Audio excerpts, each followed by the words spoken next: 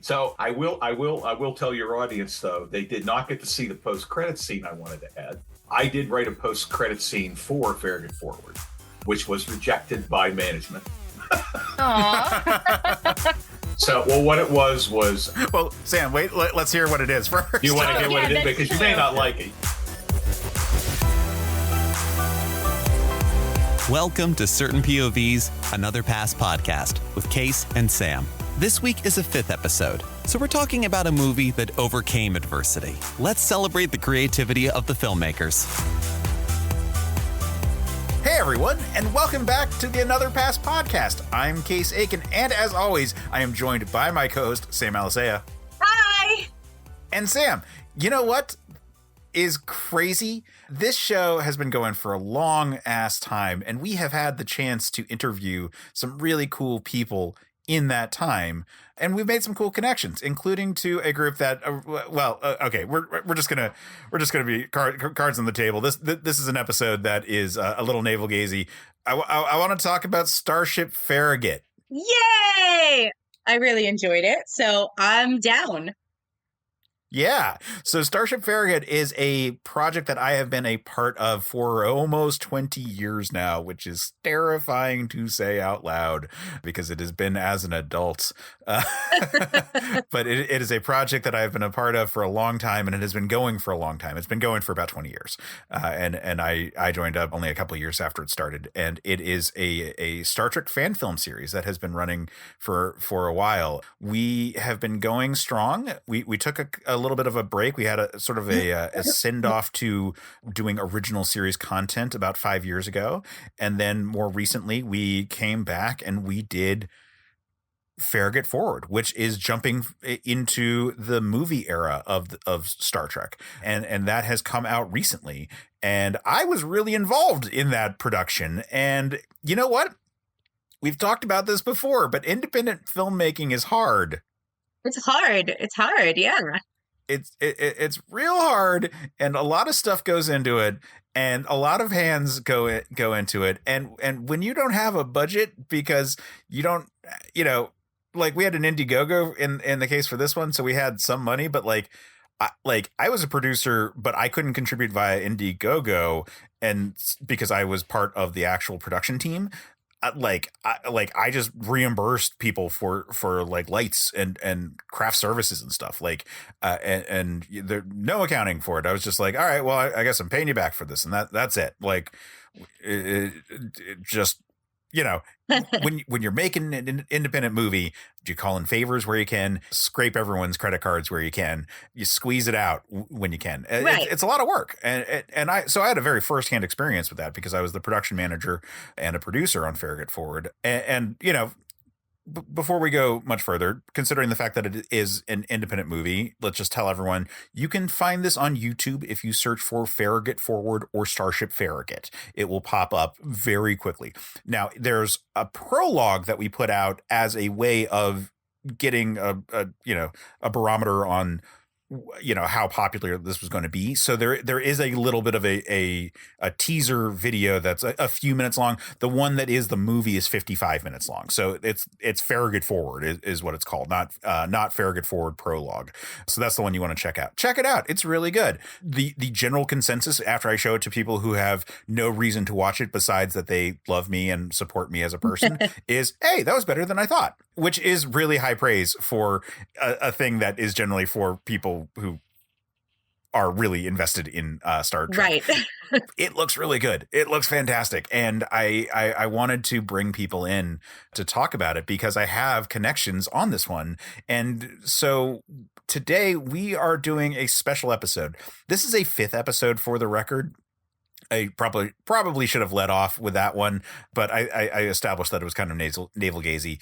So, I feel like people are kind of aware that this is going to be a little bit of a weird episode, but it's a 5th episode where we talk about movies that had production issues and how they overcame them. And in the case of an independent film, the production issues are all across the board. Every part of it, there's production issues. And we had to be very creative to get around it. And so we are going to cut from us to a couple of interviews, and we're going to buffer these. So we're going to set up each person.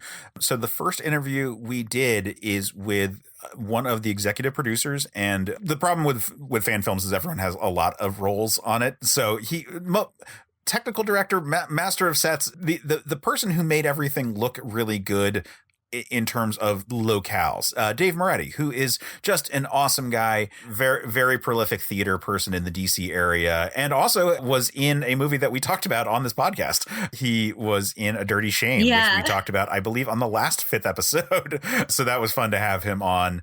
Way to go, Papa Bear. Before we get into the interview, anything that people should know about it? I think that this is going to be like a fun. I think all the interviews are a really good look into what every specific person has done. And you see how many hands are in it. I think people should just enjoy the storytelling, because this particular one, there's lots of weaving of stories. Right? And I think that, genuinely, it's very interesting to like just hear the way that things come together. So, yeah. Anyway, so without further ado, why don't we get into the interview with Dave Moretti? Woohoo! So there you go.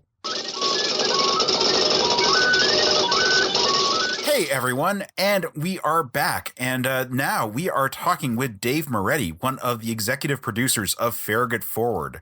Dave, you are a wonderkin who approached me, I remember very early on in the production of Farragut Forward, about helping out with the sets, and you made yourself indispensable on this whole thing. So thank you for being here. Well, my pleasure, Case. Thanks for having me today.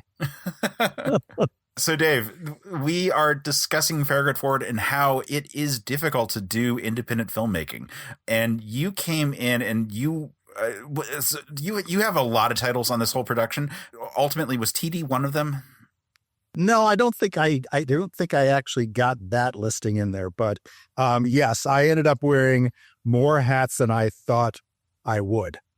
In the production. It was really, it's a curse. I tell you, it's a curse, because I've been working in the local community theater scene for well over 20 years.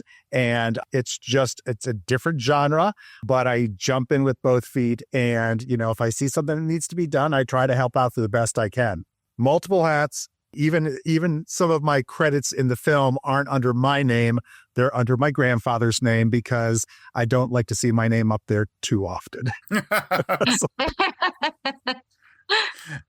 So how let's back up, because I know how you approached me initially about getting attached to Farragut Forward, and that's because we are constantly looking for people when you're doing independent filmmaking. Mm-hmm. But from your perspective, let's start with your interest in Star Trek and then moving into getting attached to this project in particular. Yeah, because I don't know. I want to know. I've been a Trekkie for years. In the 70s growing up, I, would watch Star Trek. I'd watch Lost in Space. I'd watch Ultraman. All those things were on the local Channel 20 was something that I was always following. Big fan of the original series. And I remember that I was in high school when the original motion picture came out, and I actually did an article for the school newspaper on it. So I guess I was like, I'm sure there were others who were interested in Star Trek, but I just happened to make myself known for that. But over time and over the years, I've always followed the show, was very excited as, original series moved into movies. And then with the Next Generation, Deep Space Nine, there was a small group of us that were always watching it every week as it was, broadcasting over the years. So it was definitely something that's always been in the back of my mind as something that I liked what it was. I took the campiness for what, the original series was and the production values, and it didn't make a difference. It was still, there were great stories in there. There were some clunkers as well, but I just really, really enjoyed it. So over the years, it's like, as people have come and gone, I have a bathroom here in my house that we call the Star Trek bathroom, because the house was built in the 50s and it's got this great wallpaper on it, this space wallpaper on it. So I started taking all the things I'd collected over the years. And mind you, I don't collect the really valuable type stuff. I've got stuff like Starlog magazine, and I've got, the little models you get. And I got this little figurine of Spock, that I got from somebody over the years. And then my godson worked for one of the fulfillment houses and got me like the Enterprise pizza cutter and the bathrobe, that looks like a uniform and stuff of that nature. So over the years, we've just been collecting stuff, and so there's always been that fondness for it. And then, as time has gone on, I realized, I started to find some of the films, the fan films that were out there, and I remember coming across Star Trek Continues, and I just was floored because here it wasn't, coming from a production studio and everything. This was made by fans. In the process, I just really was like, I mean, the sets were beautiful. The stories, I loved how they reached back and connected to the original series. So when I saw that, at first I was like, oh, that's really cool, everything. And then I had a chance to go over to the sets up in Ticonderoga. And I just really, it was always like just there in the back of my mind. I mean, I mentioned the fact that, community theaters where I'd been for the last, 20 plus years and, building sets for them, producing, directing, being on stage as well. So this was just a really interesting diversion as it came up and came into play. And I blame Wes Johnson because it was when Farragut published the makeup proof of concept and got him in his makeup, and he posted that and passed it along. I had done a movie with Wes, 20-some years ago. Yeah, A Dirty Shame. That was actually our last 5th episode on here. Yeah, that was, yes, exactly. Yeah, exactly. Dirty Shame. Wes and I were, we were both apostles for Johnny Knoxville. It was a lot of fun. And when I saw him in this, and I've run into Wes before also at the Capitals games because, he's at the Capital games. So we go to those, but I'm like, oh, I'm going to donate to that. That looks like fun. How exciting is that? And so I donated the $100. It got me on the list. And then, Case, you asked for volunteers to help. And I'm like, I'm tired of building hotel rooms and kitchens and boring stuff in the community theater world. Let's go build a starship. And that's how I got looped into it. And from there, it was like, the fateful day up in Lancaster when I went up for my first to help that one weekend. I'm up there in Lancaster, and Scott, who was sort of running as project manager at that point in time, I guess, you guys had lost the other designers, who was sort of putting stuff together. And here we are, 2.5 years later. So good times. Yeah, that's the wild part about fan productions. Like, they take so long, and being labors of love, like, sometimes that love dries up or circumstances change. Like that happened to me with when we had my daughter. I wasn't able to continue being like a direct, like I'm here. I'm going to make sure that like at the very least, like things are done by the very end kind of spot. And like, that is just a fact of life. Like the production crew just changes over like crazy. And that opened up a window for you to come in and like really revamp the way that we were approaching set design, because you have so much experience in that. So let's talk. You say you've been doing community theater for forever. Mm-hmm. Talk about that. Like what's your background in theater? Well, I mean, it's like, I can go all the way back to high school, which was many years ago. When I got back into the DC area, I had done some theater in high school, done some theater in college, then took a break because my job didn't really give me afford me the opportunity to do anything for a little while. But then when I got finally settled back in the DC area, I got cast in a local production of The Best Little Whorehouse in Texas.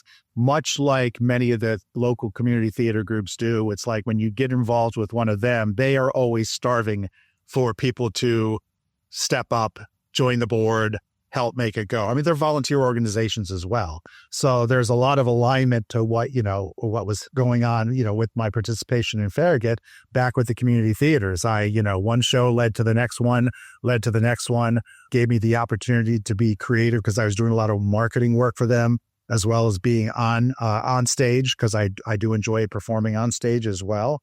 Over the 20 years, I've been the president of the board. I've been the treasurer of the board. I've been technical director. A lot of it, here in the DC area, mainly the Arlington area, working with those groups that are out there. So it's just always, it's a creative outlet. I mean, I got my full-time job.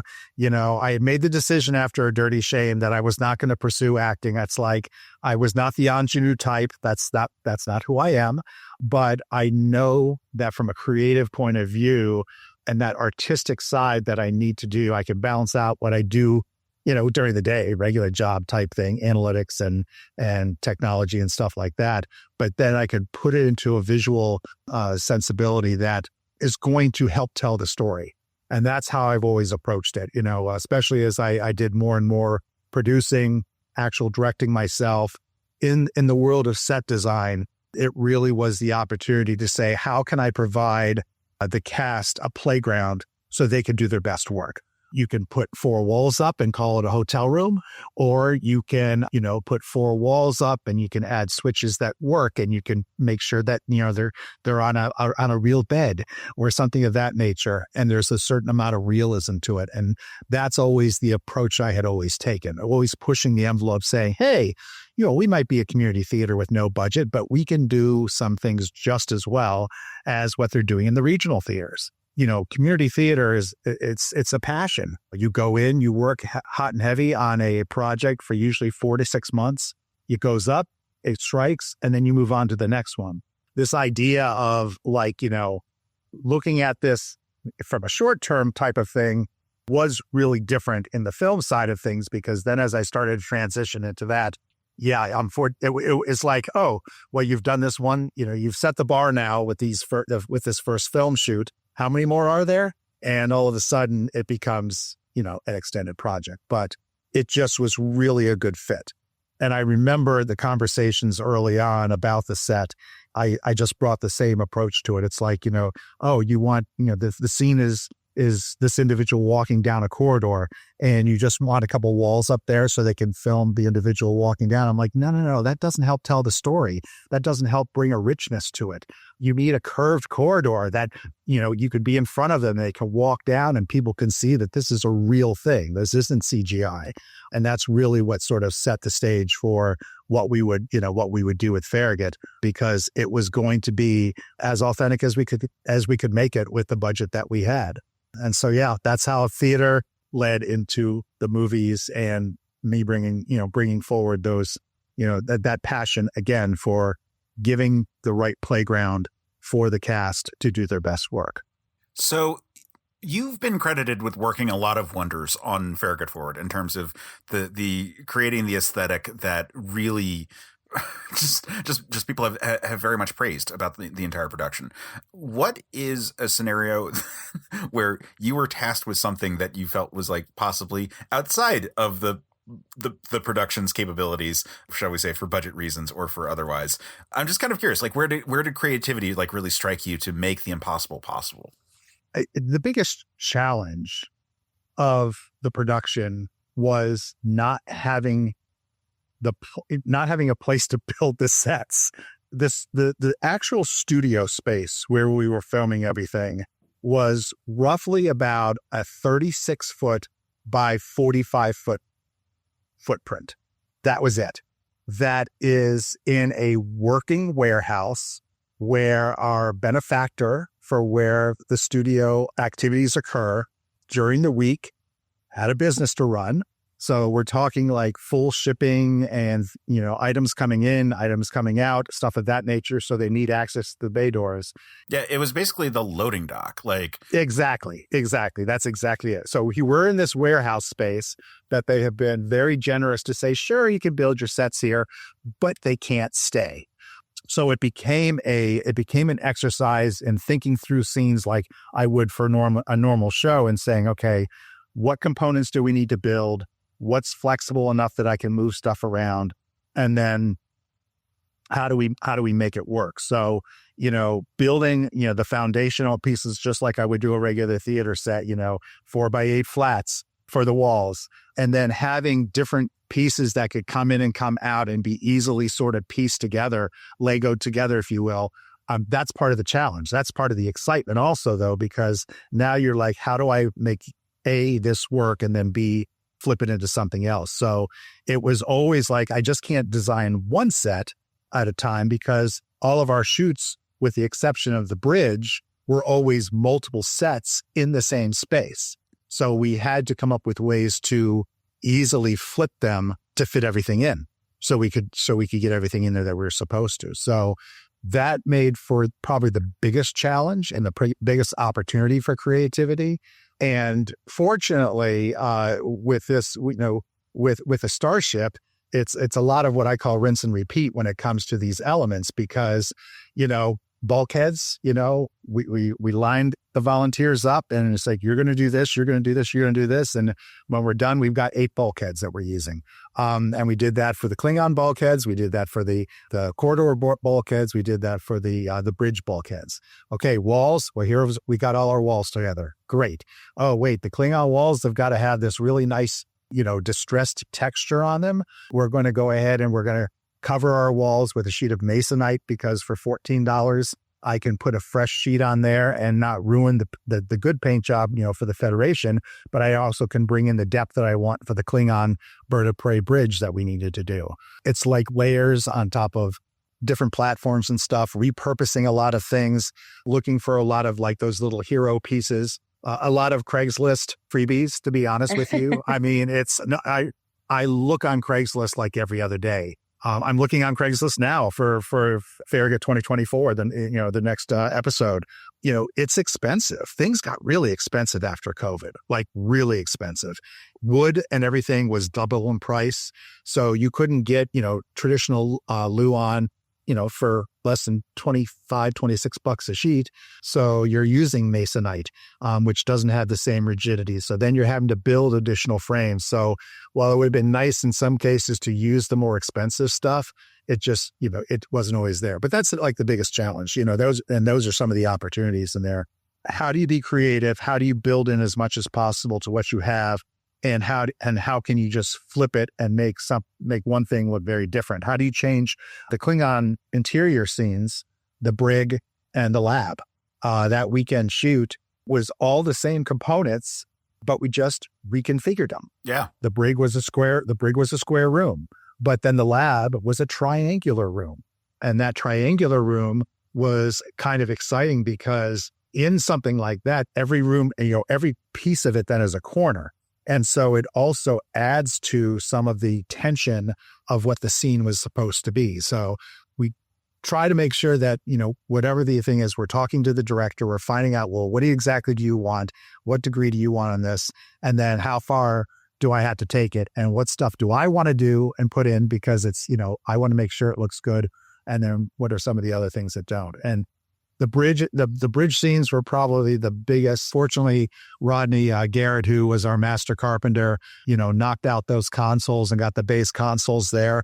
It was a matter of graphics and lighting everything up. So trying to find monitors to put in there with everything, getting the graphics from Joe up in New York. He did a beautiful job on getting all those together. And that's where the artistic side, that I like to think that, I bring with some of the other stuff, we're able to see the big picture so that when it all does come together and then you literally only have like a week to actually assemble it and put it in there, you cross your fingers, you flip the switch and you hope that it, delivers exactly what you were looking for. And there's, I won't give away some of the trade secrets on some of that stuff, but, they always like to say that in theater, a lot of stuff is held together with gaff tape and a prayer. The same holds true in film because there were definitely some of those elements that we built were there's one component is pool noodles and tar paper, roofing tar paper. But if you put it together the right way and you paint it and you don't just paint it one color, but you give it some texture. That was one thing I always told. I was telling the folks, the volunteers who came and painted stuff. When we did that Klingon set, we could have just painted the walls a flat color, but it wouldn't have given it the depth and the richness that it needed. And that's what you have to do sometimes is you can't just be like, oh, I'm going to paint this wall and I'm going to stick it up there and hope it looks good. You have to think to yourself, what would this wall look like? And yeah, it might take an extra 2 or 3 hours to put, an extra layer, drag a color over it or spray a color on it, but it adds to the final product. And that's what we endeavored to do with everything was to add as much depth and realism to it, so it just didn't come across as a two-dimensional set. Yeah. But you did an amazing job. The set looks great. Well, thank you. But there was, I mean, the nice thing is that there's a lot of volunteers. You know, I mean, I did do it by myself. Yeah, I was probably the one who kept all the cats herded, you know, and kept it moving forward. But it was actually one of the things I would tell Scott. I was like, you know, I joined the team because I really like to build. I like the creative side of that. But then it was such an ambitious project with so many components. It worked out great. I mean, we would get 13, 14, 15 people at a build day, but they're not builders. They're volunteers like everybody else who are coming out, who haven't excited that they want to participate in this. So you have to almost think ahead of it and say, okay, well, what can I have this person do? What can I have this person do? So that way they're successful and they see what they've done and like, oh my God, look what I've done. I'm like, yeah, you didn't need to be a painter for that, you know, or know, you know, techniques and stuff like that, but you give them a process. And that's really what my role ended up being for a lot of it, was saying, okay, we have to build bulkheads, and you break it down into individual components, and you're going to sit here with this router and you're going to follow this. And then you're going to take, you know, this staple gun and you're going to staple this together and then put this on top of it. And then you're going to paint it this color, you know, and that's how we're successful. That's how we're successful, is being able to not put it on one or two individuals, but having multiple people there to help and making sure everybody feels that they're part of it, because that's why we're doing it. It takes a village. We have one young lady who's been coming and helping us. She started when she was 13. I just went and saw the show that she's working on it with her high school the other day. She's doing tech on the back seat, on the back side of things. So she doesn't want to be on stage, but it's those types of young minds and those young creatives that you want to bring into something like this, just like within the theater, because then they're like, wait a second, I can still participate and I can still create. I don't have to be on stage, but I did that. I helped work on that. So it's very rewarding in that sense when we're able to do that. So speaking of rewarding, what piece of what set piece would you say you're most proud of from the production? The Klingon Bird of Prey bridge was the most beautiful thing I feel that I've ever pulled together. I mean, the Federation bridge is okay, but it's consoles with blinky lights and stuff like that. That's great. But the Klingon Bird of Prey has personality. It was a full 360-degree Bird of Prey bridge that I feel helped tell the story. And it's very authentic. The design of like the two consoles directly behind the chair. Rodney built the chair. You know, he gets all the credit for building that beautiful chair. And then we just painted it. But those two consoles right back behind there, and then the door, the K-swoosh door, as we called it. You know, the Federation one was a swoosh door that they were coming in and out. But the K-swoosh and then the two, those two pistons that stand up behind it, there's just really a great satisfaction on how those came together and the visual. And when you watch those scenes, you feel so connected, I think, to a Bird of Prey. You just don't feel, again, like you're in some, you know, two-dimensional space. It's got depth. It's got some authenticity to it. And I feel that, you know, the cast who was on that one felt it as well. And that's why they rocked it, you know, in the final piece there. So, but yeah, Bird of Prey it was probably the one that I was the most proud of as far as concept, pulling it together, and final visual look. And the bridge, of course, and the Federation bridge is awesome as well. So Bird of Prey, Klingons, they rock. Is there one that you're surprised you pulled together? Probably the corridor. Well, because that was the first one. And that was like the shortest time. And that was the one where it was like, okay, this is going to sort of set the standard for what we're doing. And we had so many problems with it because, you know, if you think of those corridors are a series of what we call bumpers that trail all the way down and they're curved. So it's like, oh my gosh, I got to worry about math. I hate math, but I got to curve these things. They've got to have angles that come up and over. They've got to all fit together in some way. They can't be permanently screwed together. So how do we do that? Are they going to look okay? And I was really surprised when it finally did. And they all, and they finally were up, and you could look down that corridor. I of course see every imperfection. So it's like, I was looking at it saying, oh, I could have done this different. I could have done that differently.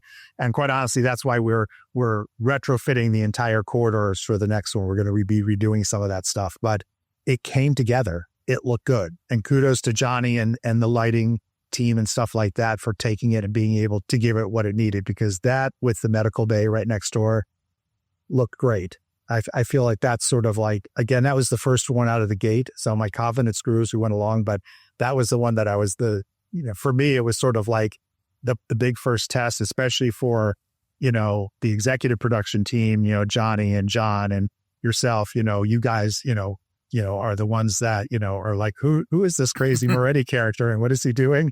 How is he putting it together? So hopefully, you didn't see as much of it sweating as I did as we were going through. I might have seen a little bit more than some of the others just because I was actually intimately involved in the assembly of it. but that Yes. That's because when push comes to shove, like there's a lot of hands that need to be on deck at all spots. So Yeah. And it was wonderful working with you on that one.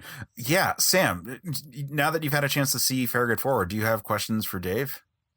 Oh man. No, I feel like he thoroughly answered a lot of my questions, actually. I actually thought it was really fascinating because the film looks really good. I mean, that it's fan made and all of that stuff, but it's fairly polished considering like this is like a labor of love, really, right? I feel like so much was answered because honestly, like, what was your favorite set probably would have been my question. Yeah. And you already asked that, Case. I will say, if while you're thinking, Case knows this, I have no problem sometimes just talking. So my apologies if I'm No, getting no, a no, little Oh, no it's great. excited, worries. but No. but I will say I feel like the success of the final product is, while the sets are above average on every par. What I've said all along is that it's not just about the sets, the same way it's not just about the costumes, the way it's not just about the acting. Our three-legged stool on this, every single component is at the same level.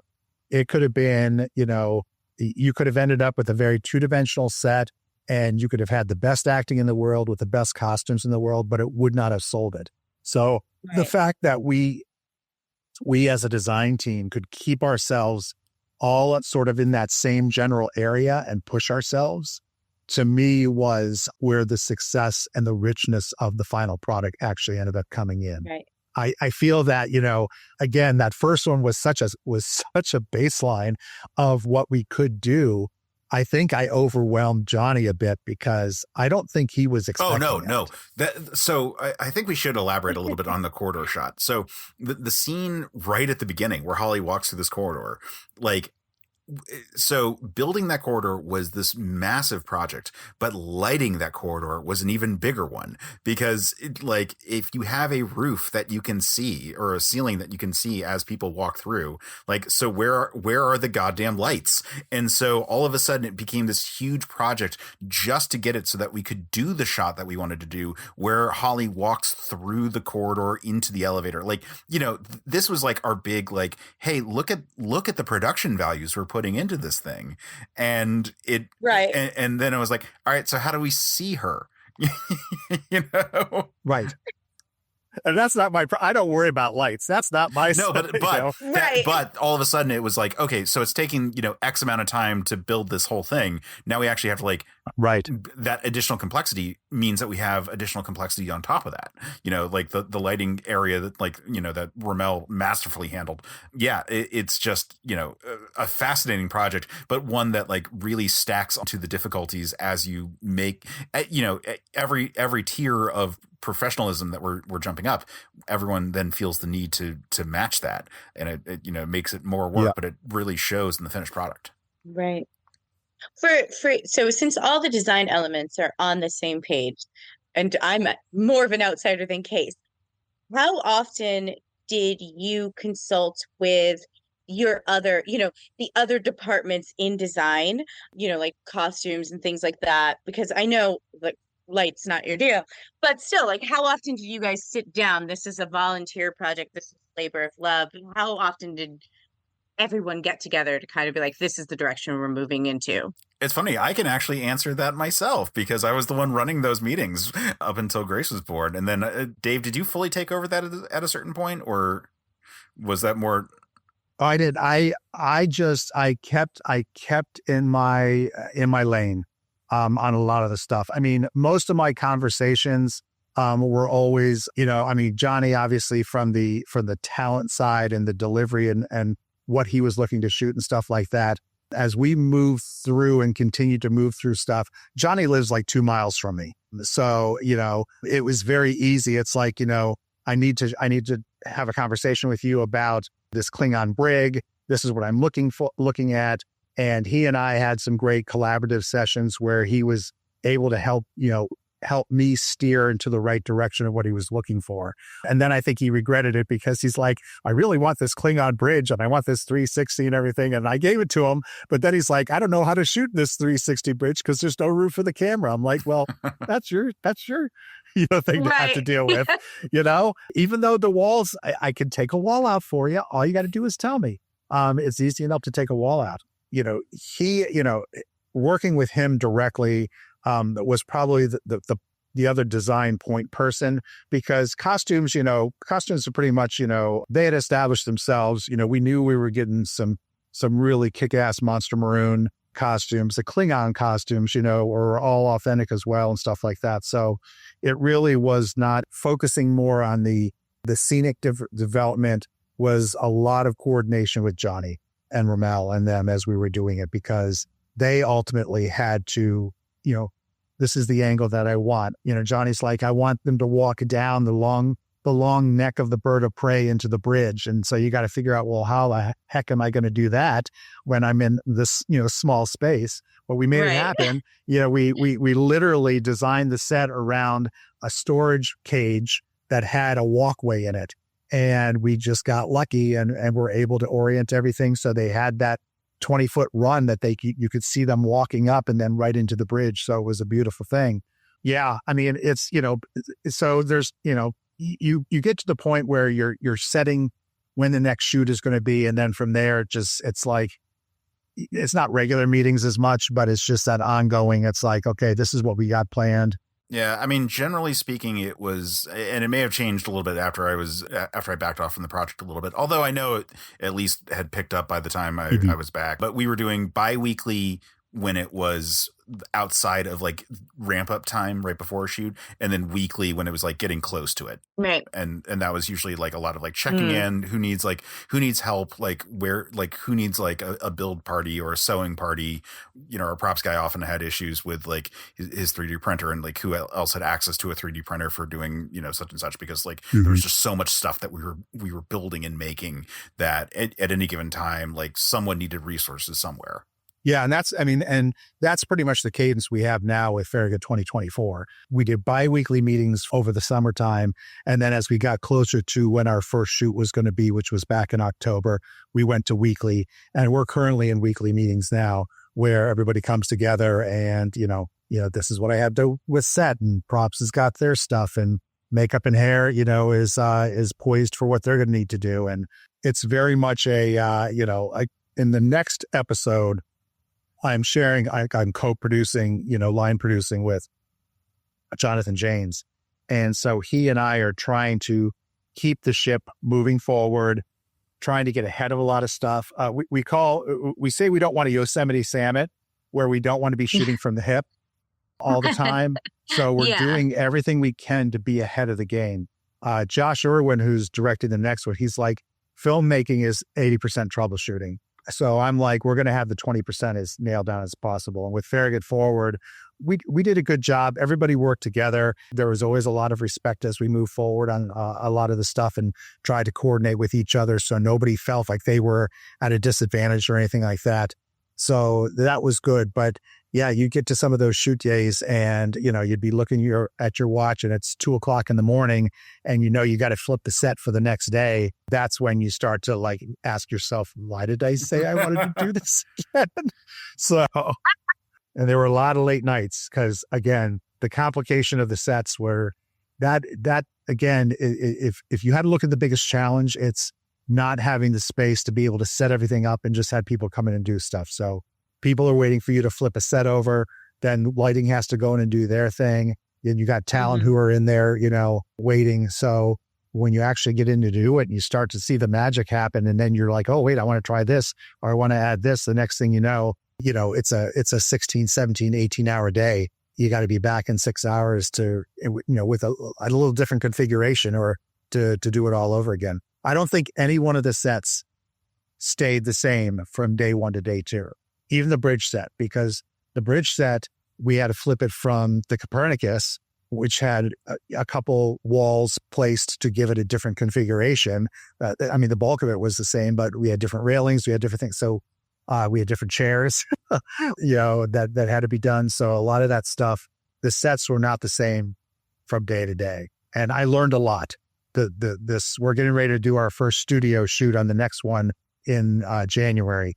Everything is an evolution. We will build everything around the last shot. So all we have to do is continues to take stuff away. So there's not a lot of redoing stuff. And then the lighting will be sort of kind of where it is. So yeah. Yay for learning. Well, I guess my last thing is, since this is a scenario where you can learn and take it forward to your next project, talk a little bit about Farragut 2024. Like, give some plugs. Like, what talk about the future of Farragut, and then talk about where people can find you and follow you. All right. Well, so the Farragut universe or the Farragut movie era was, if when you talk to John Broughton, our executive producer, it was always meant to be a 3-story arc. And with that, we are always seem to be paying sort of an homage to the movie era in there. So the first one was very Wrath of Khan, our vengeance film. The second episode is more of it's a lighthearted fish out of water episode. We wanted something that wasn't as heavy as Farragut Forward. So we're borrowing from the idea of The Voyage Home, where we are doing a little bit of time travel back to Washington, D.C. 2024.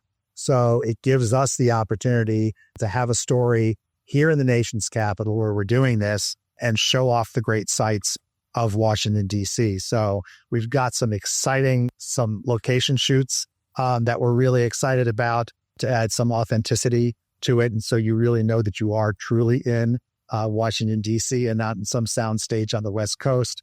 So that's very exciting. But it's a combination. There's the challenges with this one are going to be that we're doing on location. We're not doing everything pretty much in the studio. So there's definitely some new frontier for us to have to deal with on that.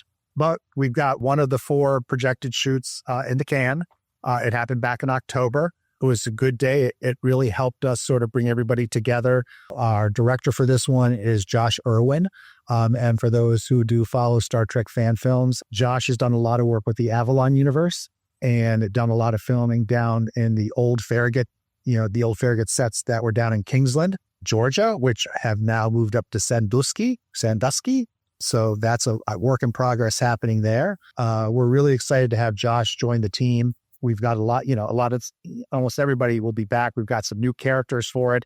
That is the one thing when you get sort of sucked into a new project with a new group. John came, I was doing actually a production of Cabaret locally here. And so I was playing Herr Schultz. John and his wife and some folks came to come see it. And after the show, John said, "Hey, you could act." And I'm like, "Well, yeah, John, I do. I've done community theater for so many years. I can. And I can sing and I can kind of dance also." And so he's like, I really want you to be I want you to be in front of the camera for this one, not just building the sets, but I think you could really bring an interesting character and some comedy to it, because again, we want this one to be very lighthearted. So my character, his name is Artesis Rains. I started out in the early portions of the script. I helped to write the original story with Jim Brooks, screenplay writer. Jim has worked on Deep Space Nine. So he's got some Star Trek creds on his resume as well. But John and I sat down for about 3 months and went through a storyline for this and put it all together. Then Jim put all the dressings and everything on it to get it to a script state. But Artemis has gone from being more of a Harry Mudd space pirate to a rogue Starfleet engineer.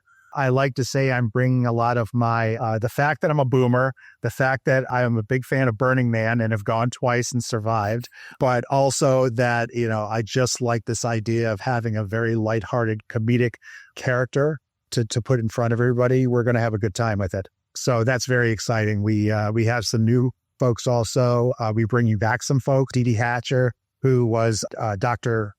Bishop in one of the original Starship Farragut episodes, is coming back. She's coming back reprising her role for that. And she was a little bit of a love interest for John. Who knows? Maybe that's in it. Maybe that's not. We've got a new Vulcan who's joining us on this one. That's local talent up here in the DC area. That's the other thing about sort of having this pool of community theater talent that's out there. I've had folks, we actually built the set not just in Frederick because we didn't have a space to really spread out and do it in Frederick. We actually rented space in Arlington County. They have a scene shop down here. We rented that for several weeks so we could spread out and we could have a consistent space because, that's the other problem. If you don't have a place to build, you find yourself in somebody's garage or in somebody's front yard underneath a tent if it's raining. So having a covered space that has all the tools and everything to actually do your job, the Arlington County Scene Shop really was a great place to do it. And that's where I've worked for the last 20 years. So it was a natural, partnership on that. As other builders who are working on these other shows in the community theater world have seen me building this stuff and they see it, they're like, oh, can I help? And so we've managed to actually hook in some additional volunteers who have been, very helpful in getting some of these things over the hump when we're trying to, get things done. And we're also starting to look at the talent. We did some local auditions. We've got some people who are joining in on it, and we're giving people the opportunity, just like myself, taking that step from theater into this world of film. They are looking for something new. So I'm excited that we're sort of, expanding the net. So that we can keep to tell the Farragut stories as well as some additional ones, because there are a series of not just the trio of the main arc, but we also have in the works, we want to do some shorts, anything from about 5 to 8 minutes. I mean, we've got this beautiful set. We've got these beautiful costumes. We've got this talent. So let's not limit it to 3 larger epic type of things. Let's put some additional things out there. And that's where I think I might get to, take my next elevation in it. I'm kind of looking forward to doing maybe a little bit directing on some of these, but also editing. In my theater world right now, I've moved to more multimedia support. So I'm doing a lot of graphics and animations and things like that to support the theater groups who are using multimedia as part of their scenic design. So let me see what I can do and have some fun with it. So just all a good thing. But yeah, the Indiegogo campaign, we just launched that for Farragut 2024. So if folks go to the YouTube channel for Starship Farragut, they'll see the link in there. Please donate. Again, it's all volunteers. Nobody is getting paid. The Home Depot bill, it's easy to rack up a couple $100 just going in to get the basics.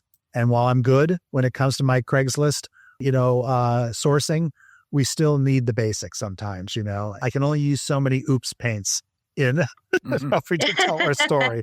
And if people want to get involved, you can go ahead and, if you donate, that's great. We are open to having, people who want to volunteer and stuff like that. Go onto Facebook and track down the Starship Farragut website that's on there and, shoot us a message, reach out. Because tomorrow we're going to be up in the studio tomorrow doing a build day on stuff. And I can always use the extra hands. Again, you do not have to be a skilled builder. You do not have to be a skilled painter.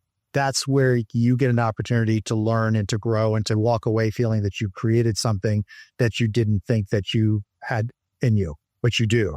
Hop on Facebook, hop on and get us a message, or perhaps through the Indiegogo campaign or something like that. You'll get on the updates list. We'll send you emails and updates and stuff like that. Come be part of the fun.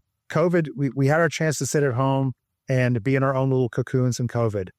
Break out and come out and be part of something where you can create and walk away saying, hey, I helped with that.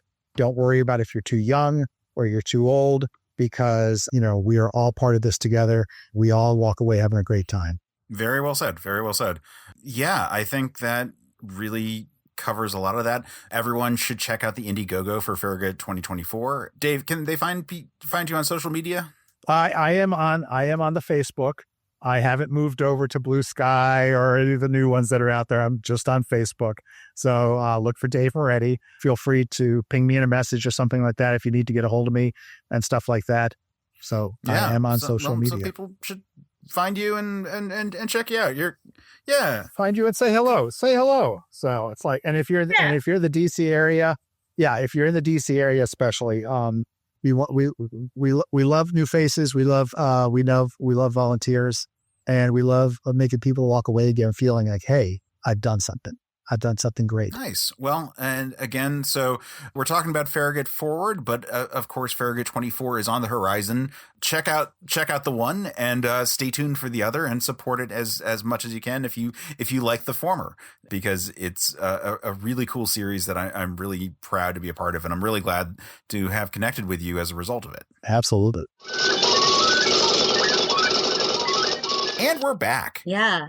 Yeah, so that's a great interview. I really love Dave. I think he's such a wonderful storyteller. He's so fascinating. Yeah. He's such a theater person with so much going on.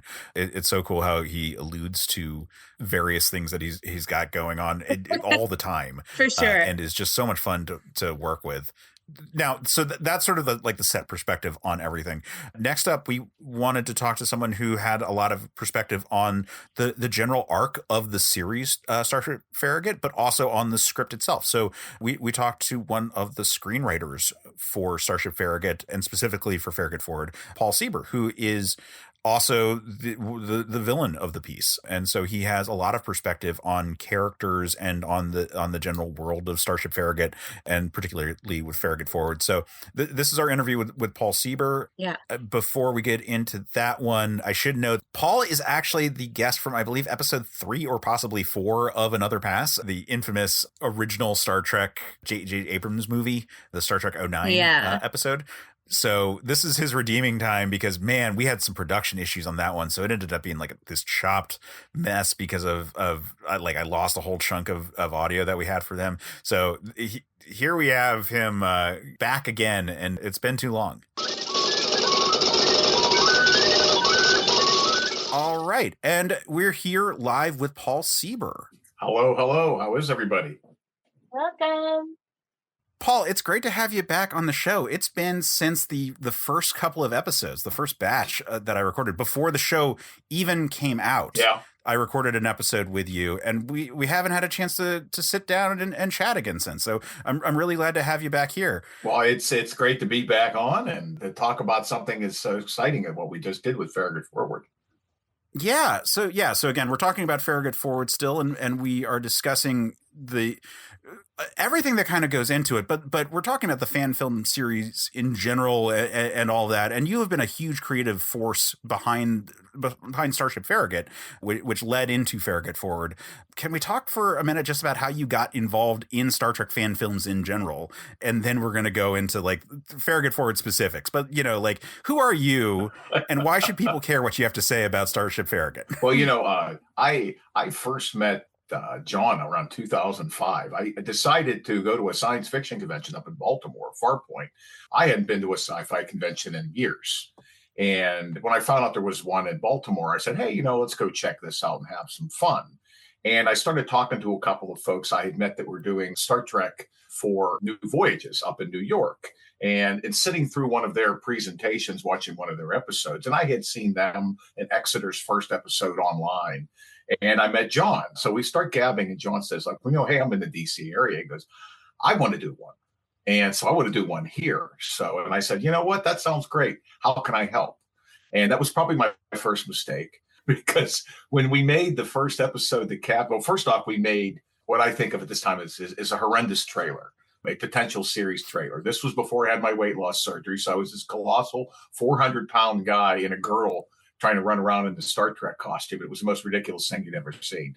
But then we made the captaincy. And so we went to do that one. And John was very ambitious. So we were going to go up to New York and use the sets up there for a few scenes. And let me just pause right here, just because we are interviewing both Johnny K and John Broughton. So we're talking about John Broughton. John Broughton, yes. Just to be clear for anyone at home. Very good point. There's two Johns and it's easy to get those two mixed up. So anyhow, when we went to do this, John and I not having any filmmaking experience whatsoever, I decided to try to take the reins as writer director. I'd never written a screenplay in my life. I'd never directed a soul in my life. It's probably the last time I've ever directed anything, and the last time I probably ever will direct anything. I'm not a director. I'm an actor and a writer. But it did inspire me enough in both of those areas to go and get additional training. So I started taking acting classes. I started taking some screenwriting workshops so I could do stuff better. And so, John, we continued with the series. We did For Want of a Nail, then we continued with that one. And I'd always had this really big storyline in play about this whole concept of like a mirror universe. And so that's when we ended up making The Crossing. So I had been out of Farragut for a while and came back. And then I said to John, hey, what if I write that Crossing story for you about the mirror universe? So my only part of it is I got to die. I want to kill Prescott off.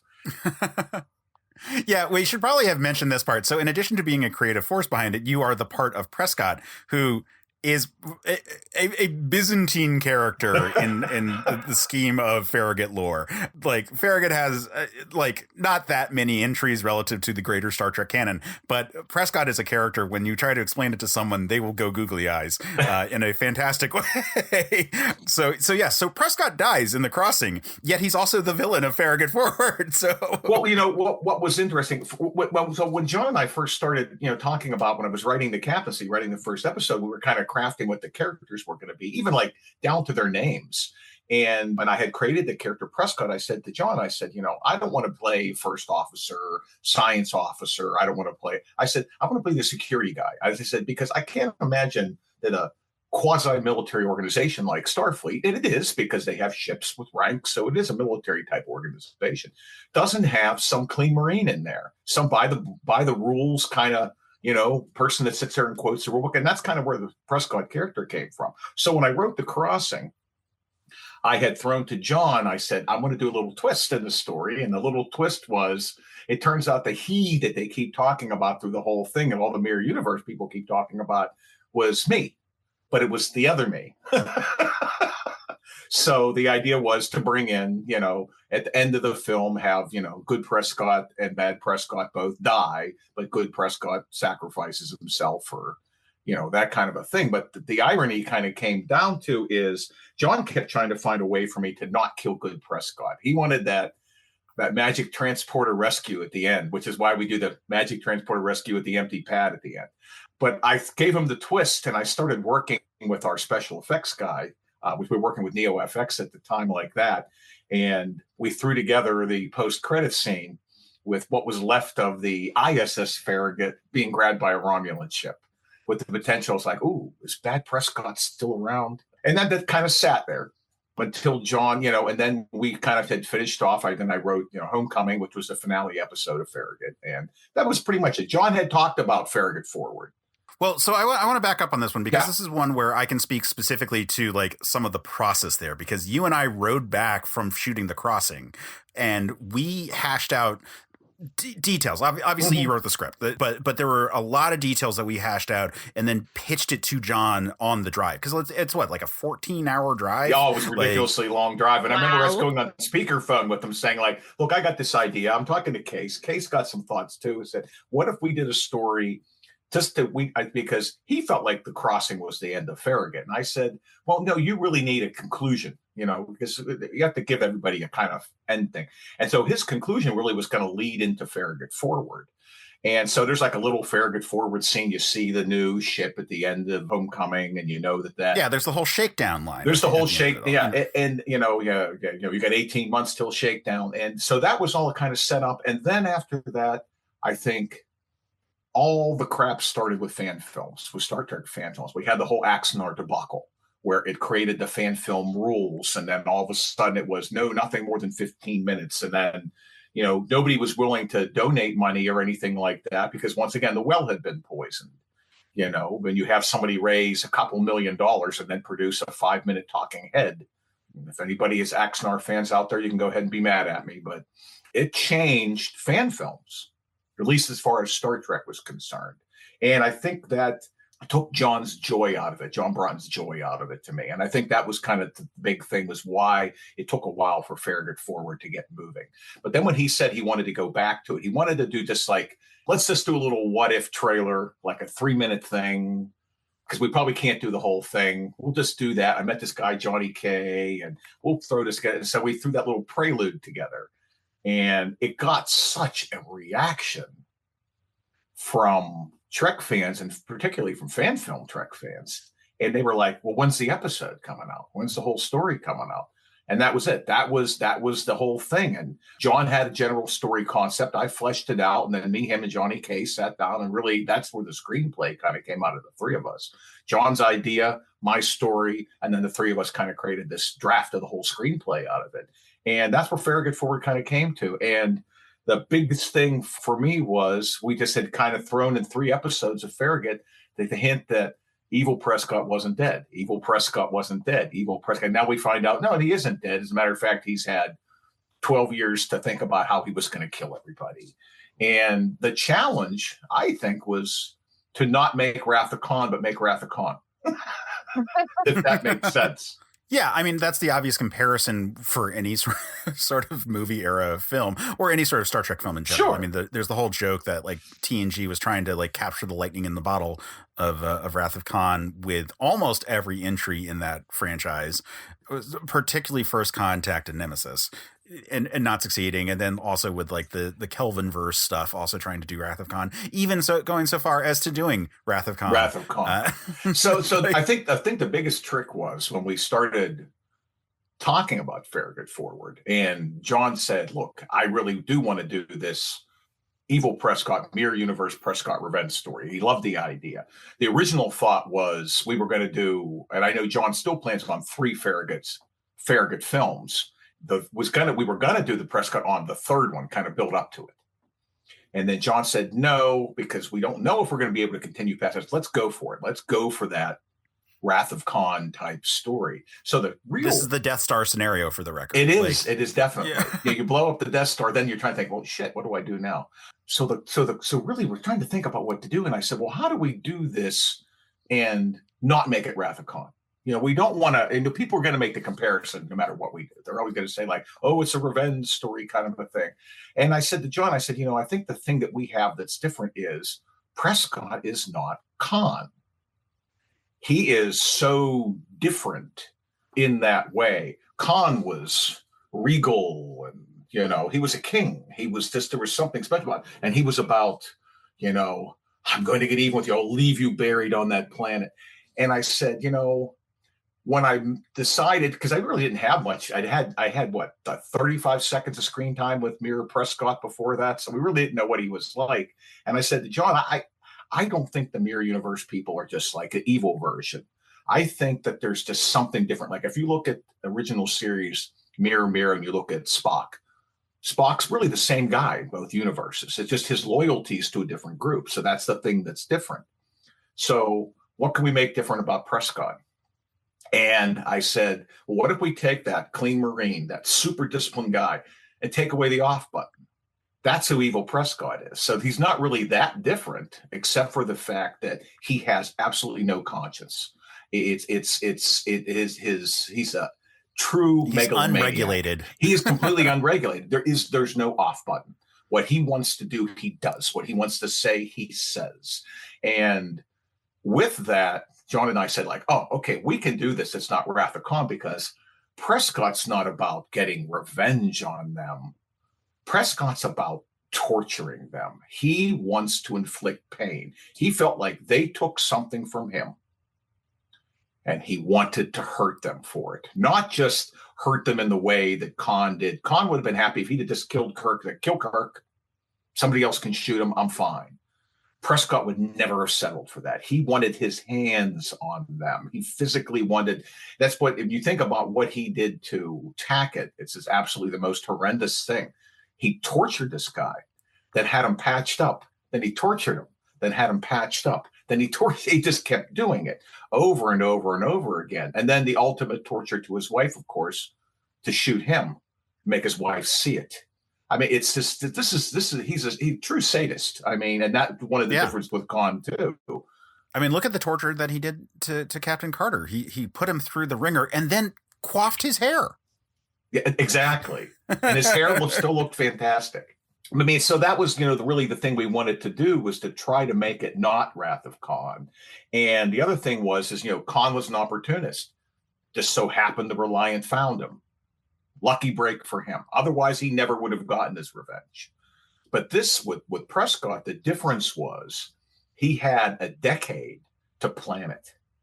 And when you think about it, when you watch the movie, I think one of the beauties of the whole story is he won if it wasn't for his ego. Yeah. I mean, and honestly, he so well crafted his revenge. He anticipated every single thing they were going to do. What he couldn't anticipate was his own ego. And that was going to be the death of him in any universe, if you will. But particularly now, because he was mad at that point. He was mostly not human. He'd been blown up and had parts replaced. And I don't know if anybody caught the subtlety of this one noted scene. I specifically wrote it that way. But when the Farragut gets into the cloud and they scan, when they find out, we've got the yellow brick road, and they find from the Eusebium, they find the ship and they scan, you'll note that the science officer says they found 2 human life signs. Which Prescott, there should be 3.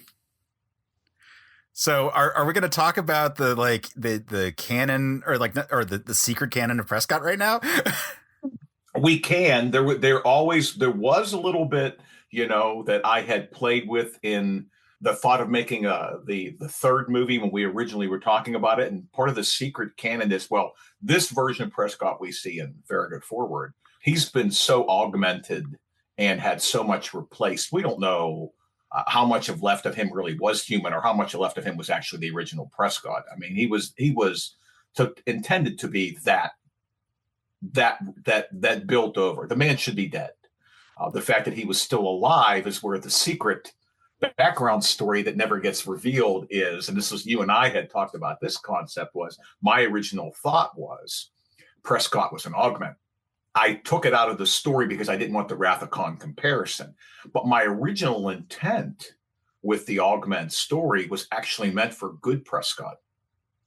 That part of the reason why he is so disciplined is that it would have been very easy for him to snap and become what evil Prescott is. So that was the whole kind of a thing with that one, that, he basically was not a regular guy in the first place. If you will. That was my little background story. Now, it never came to fruition with anything on screen. I never really used it in any of the stories. And like I said, my real intention was there was actually, had the Starship Farragut series, had I stayed with them and I had written any more episodes, had John decided not to close the series out, had I done another episode with Prescott, my intent was I had a story that I was actually crafting that would have brought out the fact that his mother died when she gave birth to him, because basically he would have been a stillborn. But what happened was they opted for a genetic augmentation. And then, gosh darn, those people on Deep Space Nine and went and did the same thing with Dr. Bashir and ruined my whole thing. So I ended up abandoning it completely. It's funny how such great ideas kind of keep coming together that way. Yeah. So I will tell your audience, though, they did not get to see the post-credit scene I wanted to add. I did write a post-credit scene for Farragut Forward, which was rejected by management. Aww. So, what it was. Well, Sam, wait, let's hear what it is first. You want to hear what it is? that's Because true. you may not like it. You may go like, that's true. like a piece of crap. So what it was after they're back on the ship, Carter's pretty beat up, Tackett's, kind of walking with crutches or whatever. And they meet in Carter's quarters. And Smithfield says, hey, your Klingon friend sent this over. He found it in Valal's stuff. He had taken it from Prescott. And it was some kind of like a if you will, like a memory stick kind of a thing. Like, so something that had been recorded on this. And so he said, okay, let's play it. And when they go to play it, it's a staticky screen. You hear a voice go 321 704 756. So you go to like, what is that? What is that? What is this voice thing? He goes like, let me try to clean it up. It sounds like coordinates. And then it repeated the coordinates at the time. And then it goes back like it's beginning the cycle again. It says Prescott to Farragut. And it repeats the number sequence again. And they said, what is this, some kind of sick joke? And Tackett starts playing around with, the computer, doing Tackett-y stuff. He's a science guy. He's playing around, goes like, this was recorded a month ago. That was my end credits scene.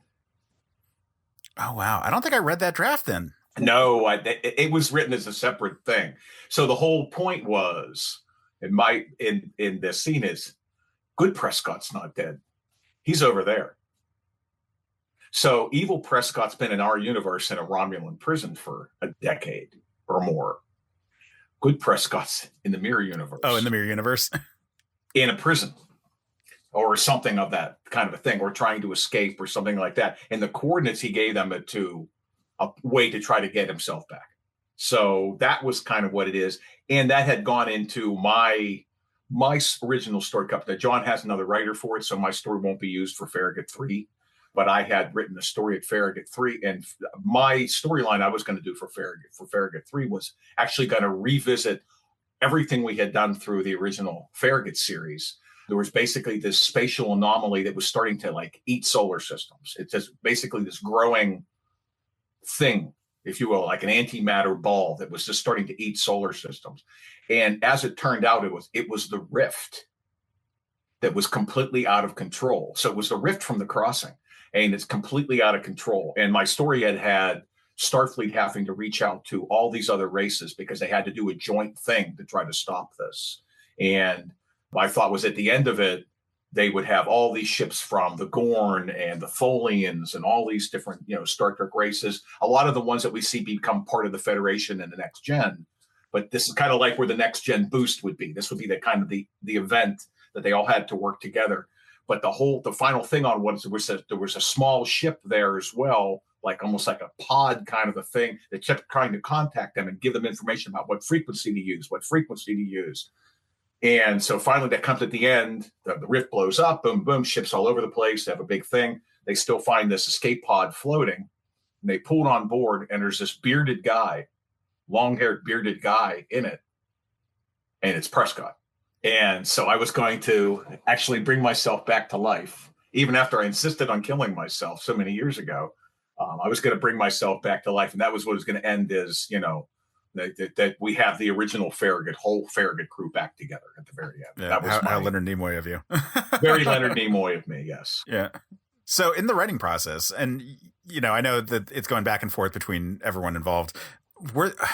So you kind of actually like hit one of the questions I was going to ask, which is like, were there threads that you explored that then ended up getting cut? And we've got both the longer play for Farragut stuff, and then specifically the post-credit thing there. Was there anything else that you were thinking of as like a theme or just like a plot thread that you wanted to like explore that you didn't get a chance to? The Price of Anything was originally a 2-hour Farragut movie called Fathers I remember. and Sons, that was intended because at the time we were still kind of associating ourselves with the New Voyages people when I originally wrote the original Fathers and Sons. Wait, pause. Just a note. So the reason why I shouted out, I remember, is I was supposed to be in it. And then by the time it like got together and was reconfigured into Price of Anything, I was living in New York and hadn't been in touch with the Farragut guys for a few years. So like, just wanted to throw that one out there. Yeah. So it was originally, and there was a big Prescott story that I had written for myself.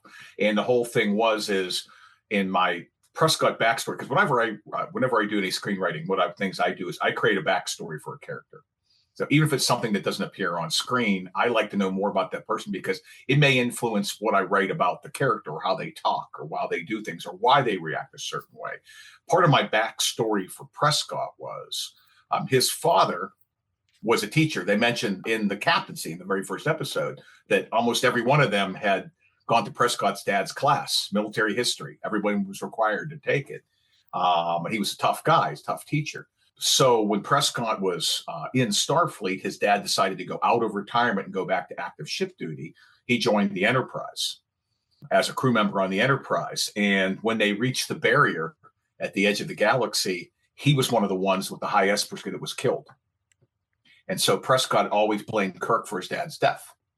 That's where the fathers and sons storyline came from. And that's why there's actually a scene that most people don't understand in the captaincy at the end where Prescott sends a gift to Captain Kirk, and it's a Klingon dagger. It wasn't meant as a compliment. It was actually always intended to be, I hate you. Because Prescott's dad's favorite student of all time was James T. Kirk.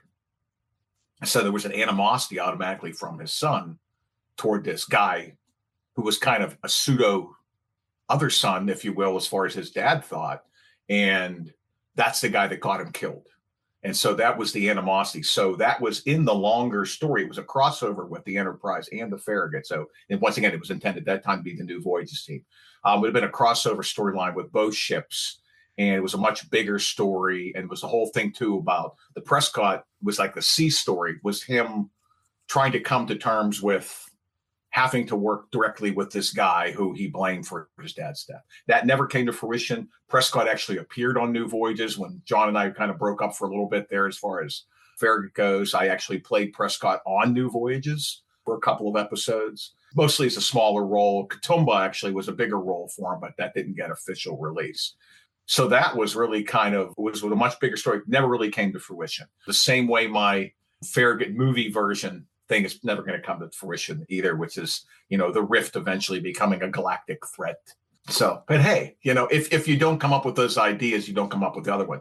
When John wasn't working with the New Voyages folks anymore, and they had built all the beautiful sets down in Georgia, and he was telling me about them, I said, I'd like to write you a screenplay. Once again, I wasn't acting on Farragut anymore. And I said, but I'd like to write you a screenplay. John goes, well, we could use some, we're looking for some new stuff to produce. And so that's when I wrote Price of Anything and made the whole focus on what was the A story in the first place, which was the whole thing with Carter and his dad. And then, because once again, remember, the original bigger one was fathers and sons, but I focused on Carter and his dad. And then the B story became Tackett in the Neutral Zone. I wrote it, with the intent of being that was a one-off. I was going to write this for Farragut and, hey, I just really wanted to write this for you guys. So that was the longest I'd ever take, because that screenplay went through at least a dozen drafts before I came up with that shorter story. I think it's 35 minutes long. And I'd still consider it one of the best Farragut episodes. For anyone listening who checked out Farragut Forward, because we're going to recommend at the start of the episode that you check out Farragut Forward. It's amazing, and it's also not terribly long, and it is just a wonderful work, and is obviously the subject of this episode. But if you checked out Farragut Forward and you're like, oh wow, that was better than we thought, and I should probably check out some of these other ones, especially this TOS era stuff that we were doing. Price of Anything is amazing. The Price of Anything and The Crossing, I think, are my two favorite of the Farragut slew, just because there are production issues of the earlier ones, just by virtue of the fact of once again, our experience and so forth. But I think so we did The Price of Anything, and I know John had a script for the next episode, Conspiracy of Innocence, so that was already in there. And I said, and that was when I started talking to him about hey, I'd like to do that, write that Mirror Universe episode I was telling you about all those years ago, that this crossing. And I said, I'd like to write that one. And he goes but I want you to come back as Prescott. I want Prescott back. I said, well, what if we make that part of the story? Why was Prescott gone? He took a desk job, which was probably the biggest mistake in the man's career. And just completely, he's not the right guy to sit at a desk. It's not the kind of person you do that to. I said, so we could make that part of the story, this guy trying to get back into it. And he liked that. And I said, well, if we're going to do that, I said, I want to take this Mirror Universe thing a little bit further.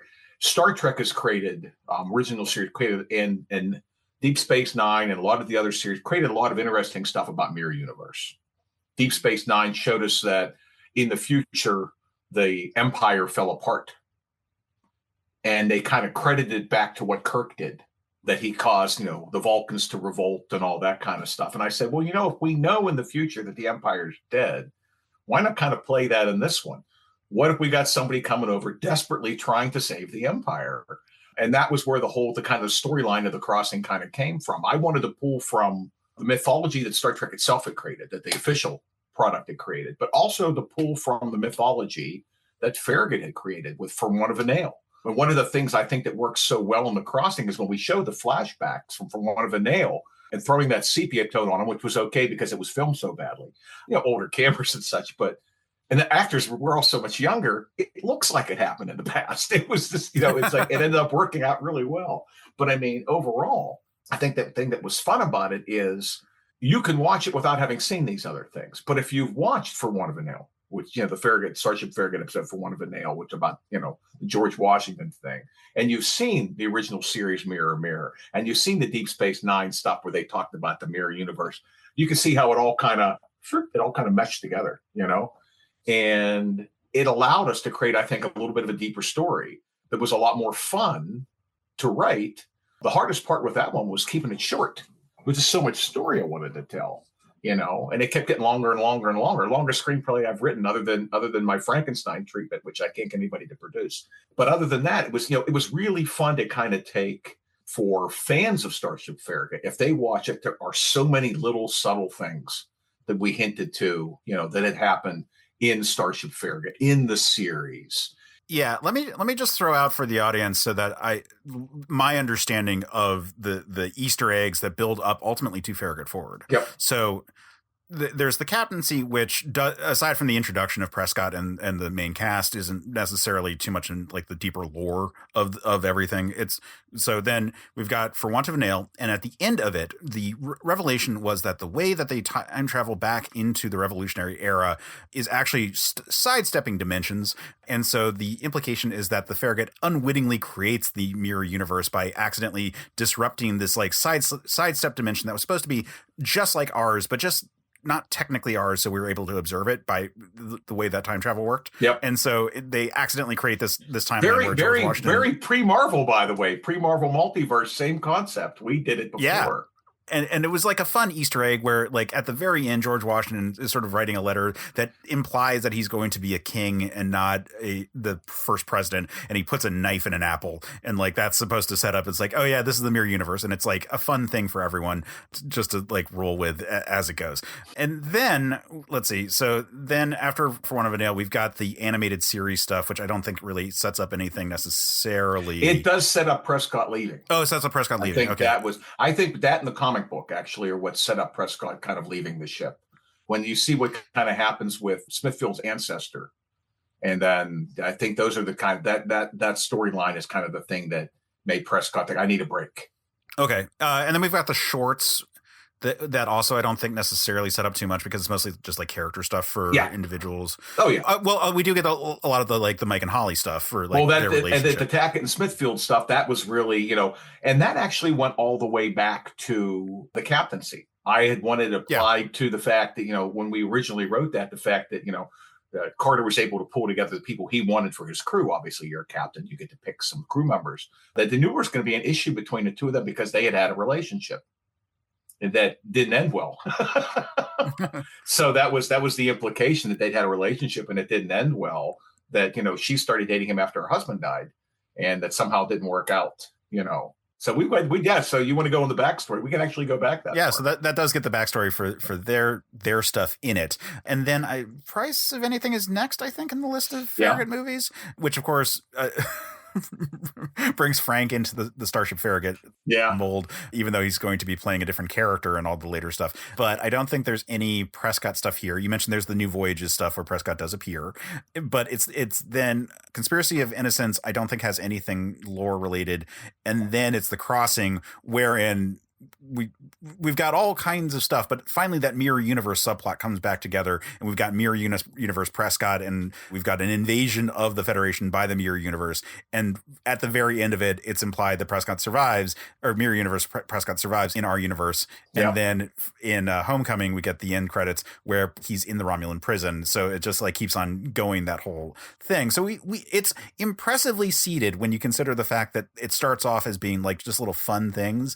So for listeners at home, Paul is a fantastic dungeon master and D&D guy. He's a little rusty, but he can tell fantastic stories about his D&D experience. And this is the kind of world building that like a true DM has. So I need to shout that out for anyone who's like wondering like what's it like creating fan films? It's a lot like just like all the crazy bullshit that we come up with for our D&D characters, Very just much. writ even larger. Yeah, absolutely. Absolutely. And that was, the whole thing was, like I said, when I started writing The Crossing, I really wanted to see what I could pull off. I mean, one of the things that I kind of insisted on at the end of The Crossing, there was the whole implication, obviously, that Smithfield and Tackett are together now. Yeah. Good morning again. Thought you'd stay for breakfast. We know there's a relationship now. They finally had gotten past the barrier, but I wanted to imply that wasn't the end of it. So, when he transports back to the Constitution at the end, I don't know if you noticed, she's wearing an engagement ring. Most people don't catch the subtlety of that because we don't want to make a big deal like her going, "Oh, here's my ring." Right. It was kind of like, you see her when she touches her face, you see an engagement ring. And so that was one of the other things, like, when we went to write when I started crafting out the first draft of the screenplay for Farragut Forward, I immediately said, they're married. And Josh said, "Do you think?" I said, it's been years. It's been many years. They're not going to have this relationship and not be married by then. And he goes like, "Well, we can't make it too Tackett." And we're like, "Well, no, she doesn't have to take his name. They're professionals who believe it at Smithfield." So we wanted to do that one. But I actually had a couple of other scenes in that too that were also kind of to show that passage of time, like you said, that kind of implied not only do we have them married, there was the first scene when she comes onto the bridge. We have Frank there, when he's sitting on the bridge. He was talking to another officer about his grandson, and that got cut from the screenplay, that he was actually having another conversation. So then my grandson was just all over the place.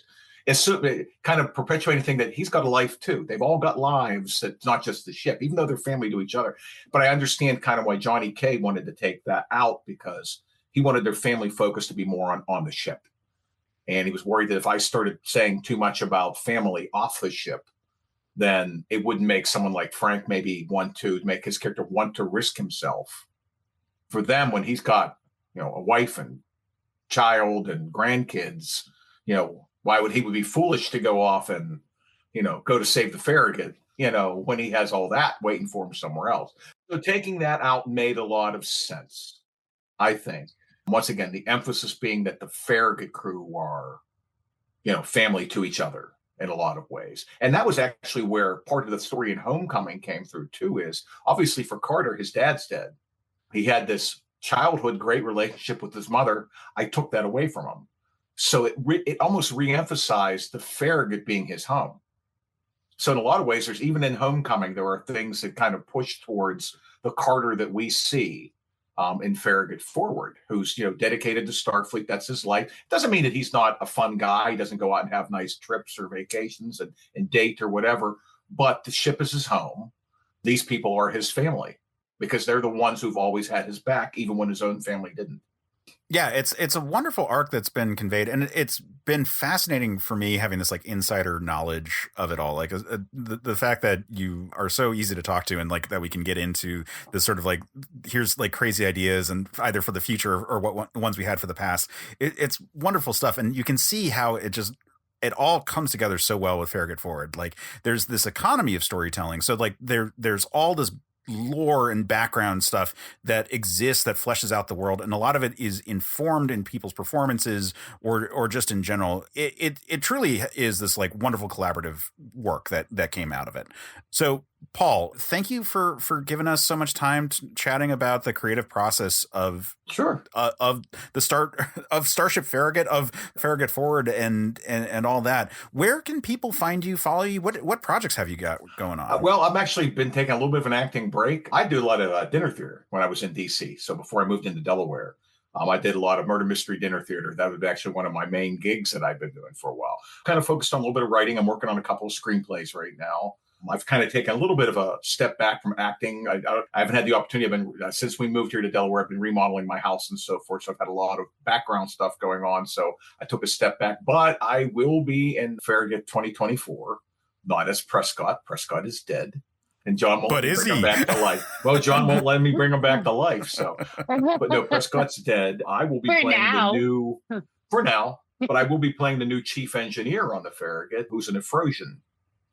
So if you remember the character was on the Saratoga. He had white hair, and then the president of the Federation, the guy who plays the dad on that '70s show. Yeah, oh, yeah. Kurtz, he played in Efrosian. Well, they have the white hair, a little bit of they're actually similar to look to Klingon, except with the white hair kind of a thing. But the interesting thing about the characters is basically is they don't see like we do. They're a lot of ways kind of like what they were doing with on Strange New Worlds with the engineer. And basically, for all intents and purposes, he's blind.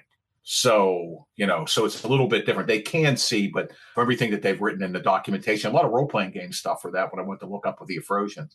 But so he'll be wearing glasses, a little bit like Matrix style, that basically allow him to be able to see things. No, not quite a Geordi level, but I'm come back. It's a small role. It's not, I'm not going to be one of the principal casts. Background role with a few lines, but it's just fun to be involved. John said he wants to do more with them in the third episode, but I focus on the main people, especially if you're not going to let me bring me back. Then I even have the beard for that final scene now and the long hair. But so that's really the main thing. So like I said, my main focus right now is I'm working on a couple of things. I've been sitting on a modern day Frankenstein retelling for a couple of years now. I just need to find the right filmmaker who's interested in it. I originally had written a part for myself in it, but I no longer want to play the part. I'd rather just kind of have somebody else play it, but love to be able to get that one out there. And I have two other screenplays that I'm working on right now. And I have a short story in a book called In the Blink of an Eye, based on my late friend Eric Meyer's movie Butterfly Kisses. It's a bunch of short stories set in the universe of that film. I have one of them in one of the shorts in that book that I wrote. So that's my first official published work. So I was happy about that one. Oh, that's fantastic. And I'm looking at, now that I'm in this area, where I'm at in Delaware, I'm looking at getting back in some live theater, I think. So it's been a while. I'm a little rusty.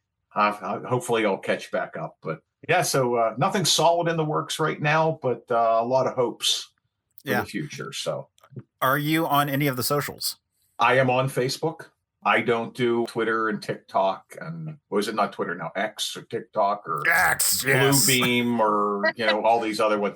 I don't really do much. I do Facebook. People can find me on Facebook. You can find out some of the other films I worked at on IMDb. I've had quite a few projects in the past that I've worked on. If you go on Amazon Prime, you can find me on a couple of movies. You find me a couple on Tubi. There's actually a movie that's ranking very high in horror films on Tubi right now that I'm in called Beneath the Old Dark House. I'm in a segment it's an anthology film and a segment called The Bride. I play a guy named Donovan who's quite creepy and decides that, parts of waitresses would make a good girlfriend. Very different part, not quite a Prescott part. I got that one and another movie that's The Henchman's War. I play a hitman, Billy Moss, in that one. Let's see what else is. There's a few other ones out there. I'm sure you can find me on the web. Yeah. So again, we're talking to Paul Sieber right now, one of the writers of Farragut Forward and a creative voice behind Starship Farragut as a whole. A man who has shaped the fan film community. It's easy to say. Well, that's a heck of a compliment. Well, Farragut is a fantastic entry in the fan film landscape. Like we've done things that no other fan film production has been able to do. Yeah. And the fact of the matter is, like, you've been a tremendous part in shaping that. Well, thank you for saying that. I do appreciate it. I think the fun thing about Farragut, and I know other fan films played other ships in the Federation, but playing that universe, but being honest to that universe, but not constantly referring to stuff other people did. I mean, yeah, we did Mirror Universe, but the emphasis wasn't on Kirk in the Mirror Universe. The emphasis was on the Farragut crew in the Mirror Universe. The one thing that was fun about Farragut is we've always had those characters be the center of attention. Yeah, we know these other things are happening, but that's not important. What's important is this crew's doing what this crew does.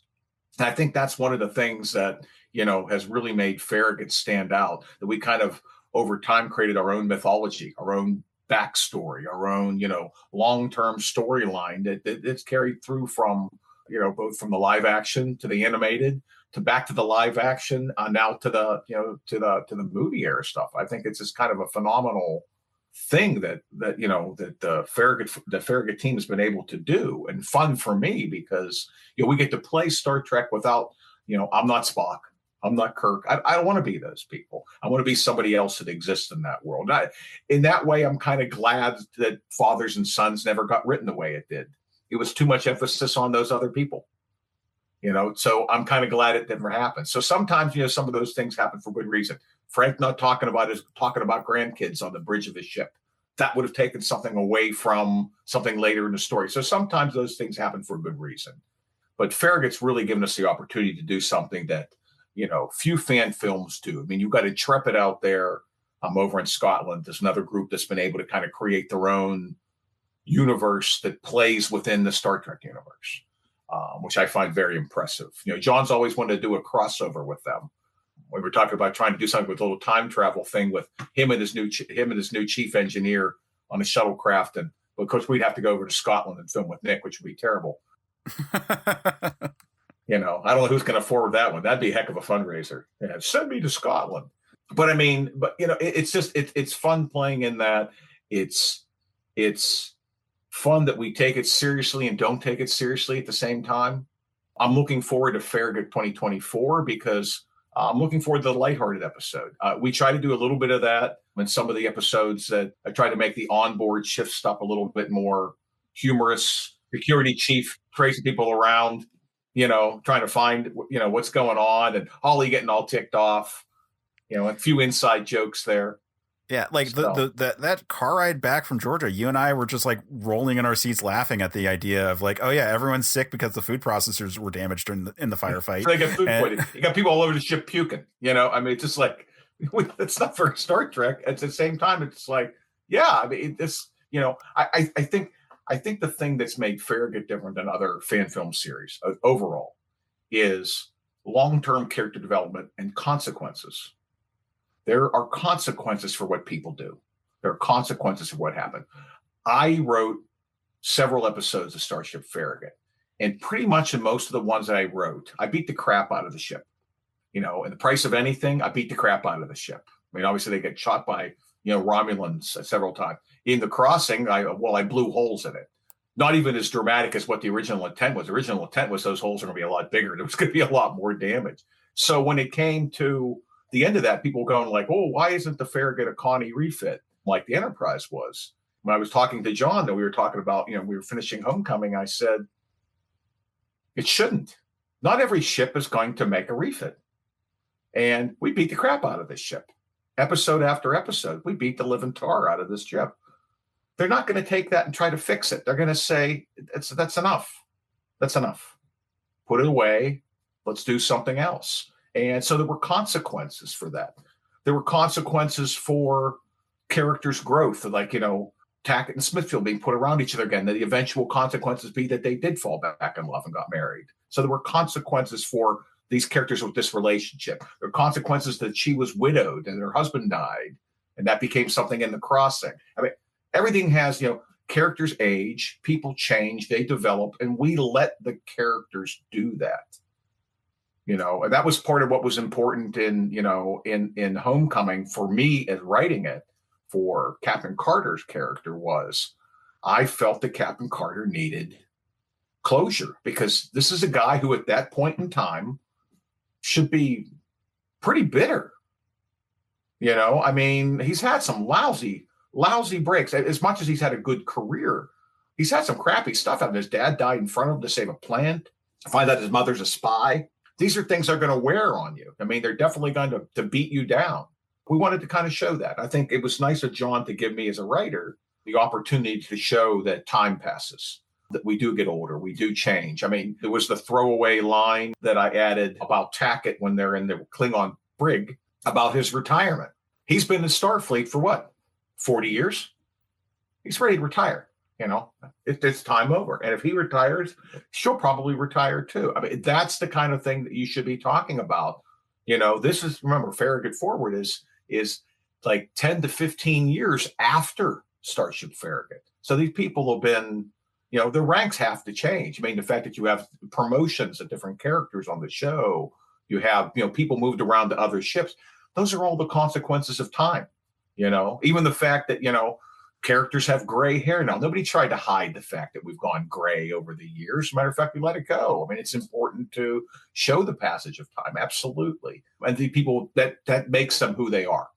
And I think that was one of the things that Farragut, particularly with moving into Farragut Forward, has given us the opportunity to do, given me the opportunity to do as a writer, as an actor, but it's mostly given the fans the opportunity to see the change in time of people and how they mature and how they grow up, not just in the production values of our show, but more in that these characters are people. And that makes for compelling television. And that was the intent.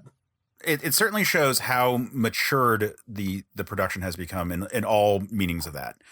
So, Paul, thank you again. We are going to jump back to us in the in the editing booth again. Everyone should check out what the movies Paul has worked on. Check out his IMDb page and support. But thank you again for coming on. Back so to much. you, Case. Back to you, Kate. And we're back. Wow. I love Paul's stories, honestly. Yeah, man. It is wild the amount of time that I have spent in a vehicle with that man. Just the font of creativity. Like, so we used to drive down to Georgia where like Starship Farragut was filming for many years. And so we would do these, like, it's like a 10-hour drive from the DC area, and I one shot it and just discuss story ideas. So, like, we talk about that there was this infamous call that Paul and I had after we had spent this time like hashing out the story ideas for what became Starship Farragut Homecoming, and calling John Broughton, the executive producer of Starship Farragut as a whole, and like convincing him to like not in the series with The Crossing, but to do Homecoming and make that like the actual swan song of the series. Like, very, very fun guy to just chat with, like, just, and like we said, just like a really like compelling perspective on the story as a whole. Yeah. So next up, we have the director of the piece. He's also one of the screenwriters and was a one-man film crew. I shouldn't say one man, but was powerhouse of a film production person. Johnny K is just an incredible director. He did The Oath. We interviewed him actually also on this to talk about The Oath for a 5th episode of Another Pass. And he's just a really fun, charming guy who has such a great eye. Yeah. Yeah. Like super polite and just a delight. And yeah, we really got into the story perspective and then just what you're doing when you are the man running the set, when you are recording everything and figuring out what we have, if we've got it in the camera and got it in the can to like move on, or if we have to stop because of production issues, like you're the person making sure you can actually edit a movie together. And like, we've had that issue with Starship Farragut. Like, I don't want to go into like nitty gritty, but like there have been times where like in the editing booth, it's like, oh, we don't have this scene. We have to like cut, chunks of a storyline or something because you just can't make it work with the footage you have. And Johnny did a fantastic job. Like, he is the editor also for Farragut Forward. And you like, look at Farragut Forward. It is so well paced.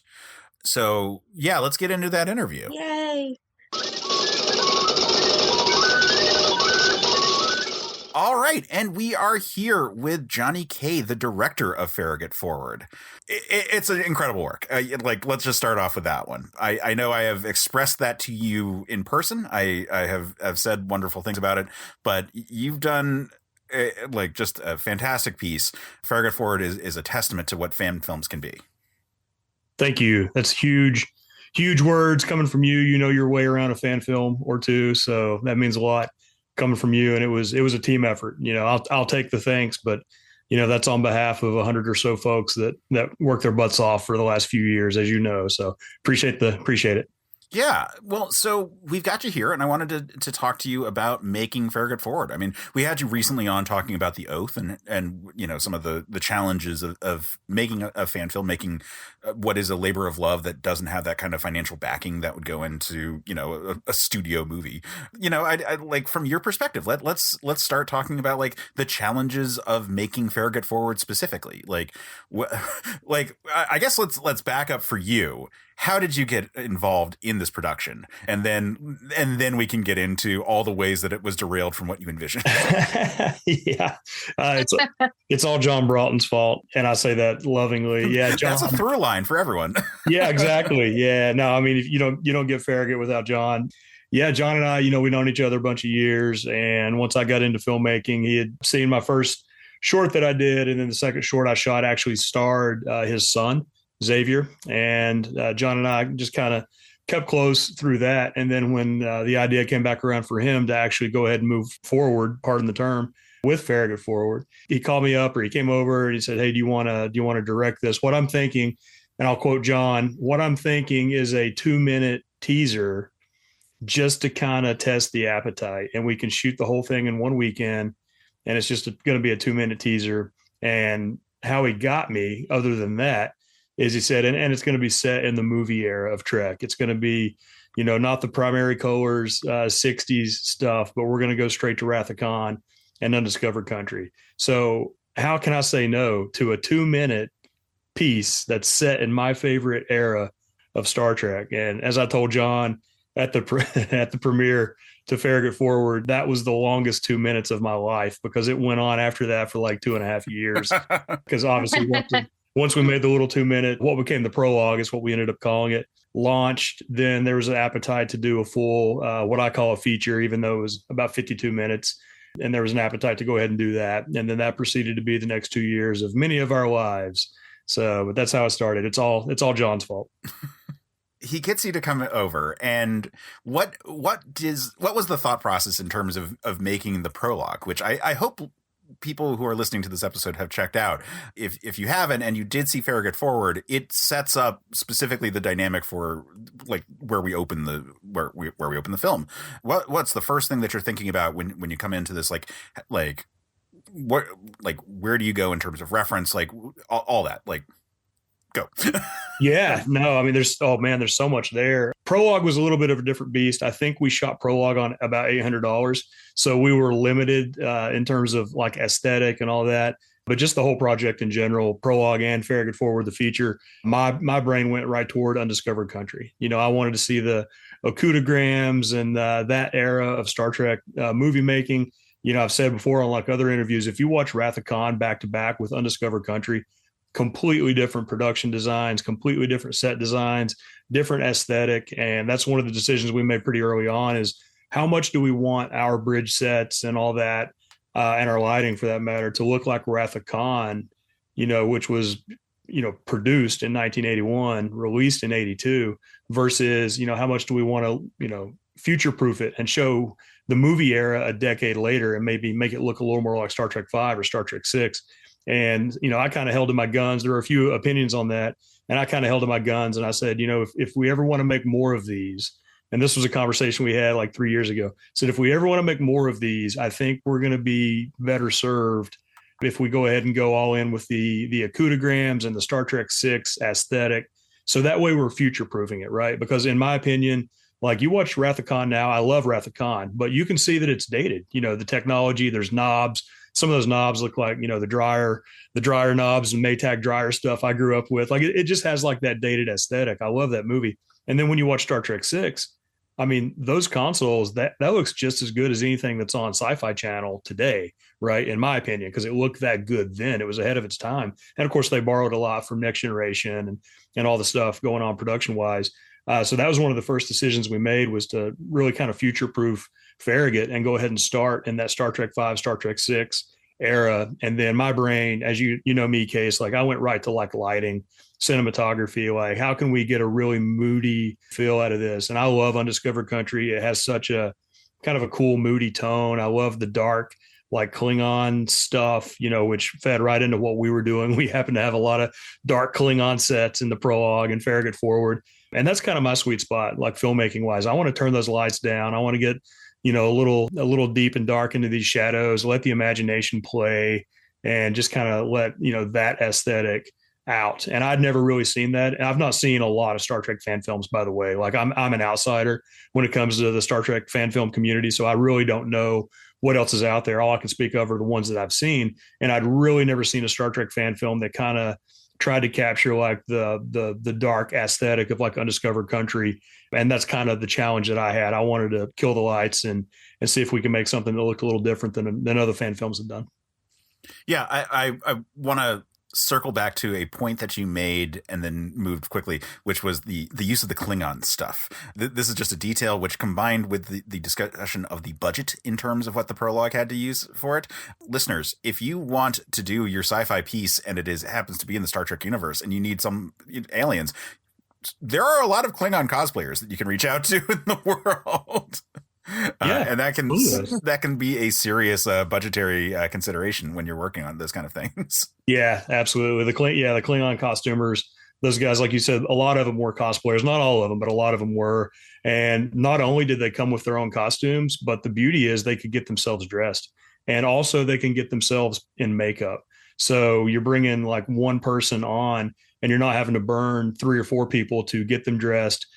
Put the wig on them, put the makeup on them. Like, these guys do this stuff at conventions every weekend. So they're kind of like, a lot of our Klingons were kind of self-contained. They could show up, get themselves dressed, get themselves ready, and be camera ready in a couple of hours. So we took advantage of as many shortcuts like that as we could find.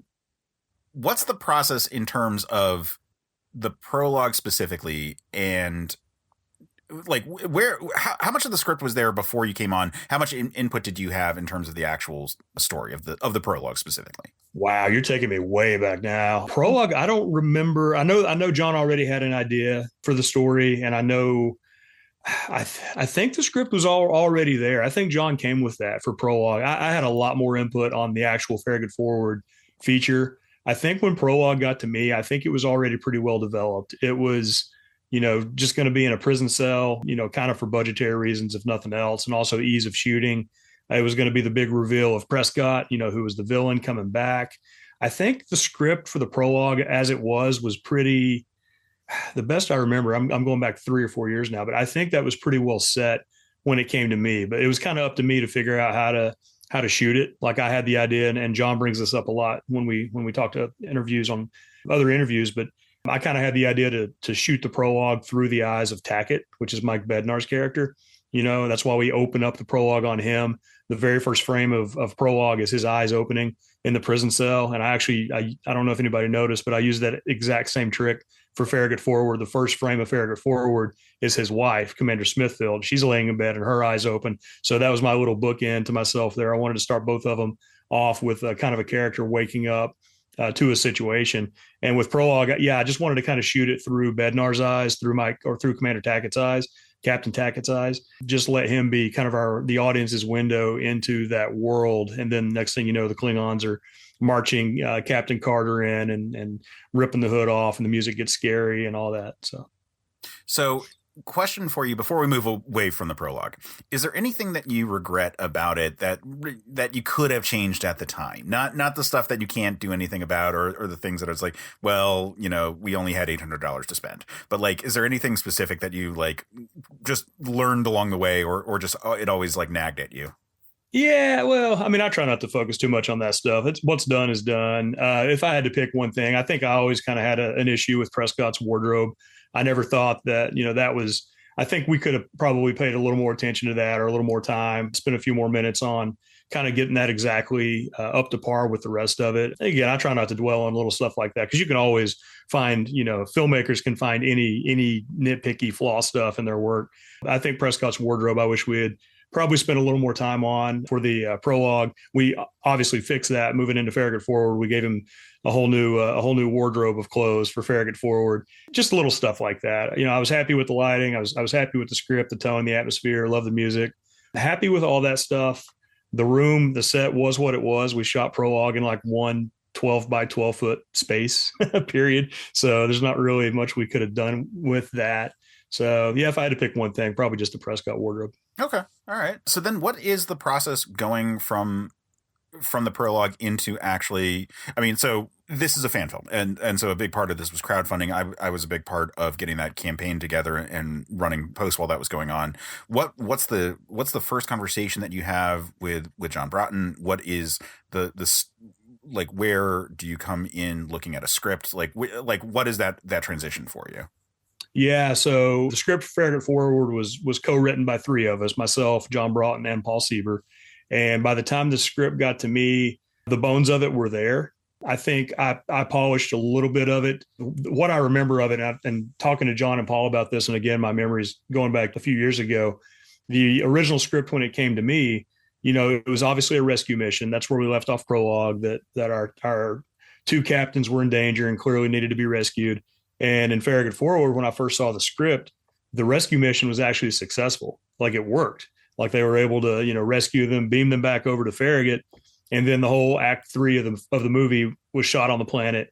It was set on the planet anyway. And we go down and fight and duke it out. And my kind of thought there was, wait, what if we make it look like the rescue mission is going to be successful, but then it's not? What happens if it fails? And this has been Prescott's evil plan all along. Like the whole thing was an absolute massive trap.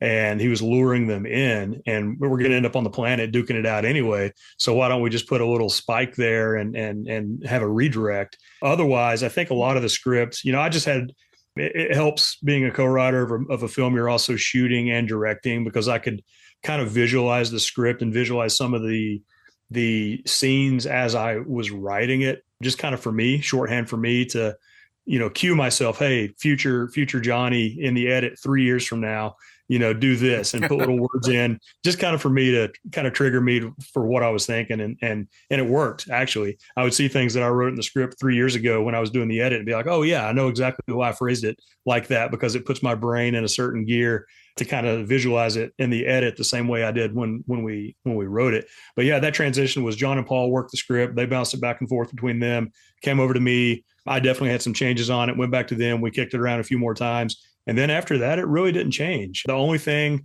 and this will jump us into production just a little bit, but the only thing that I'll mention really did change as a result of those awesome sets that we had. We ended up with a sick bay set because it was critical for the story. It was critical for the ending of the film.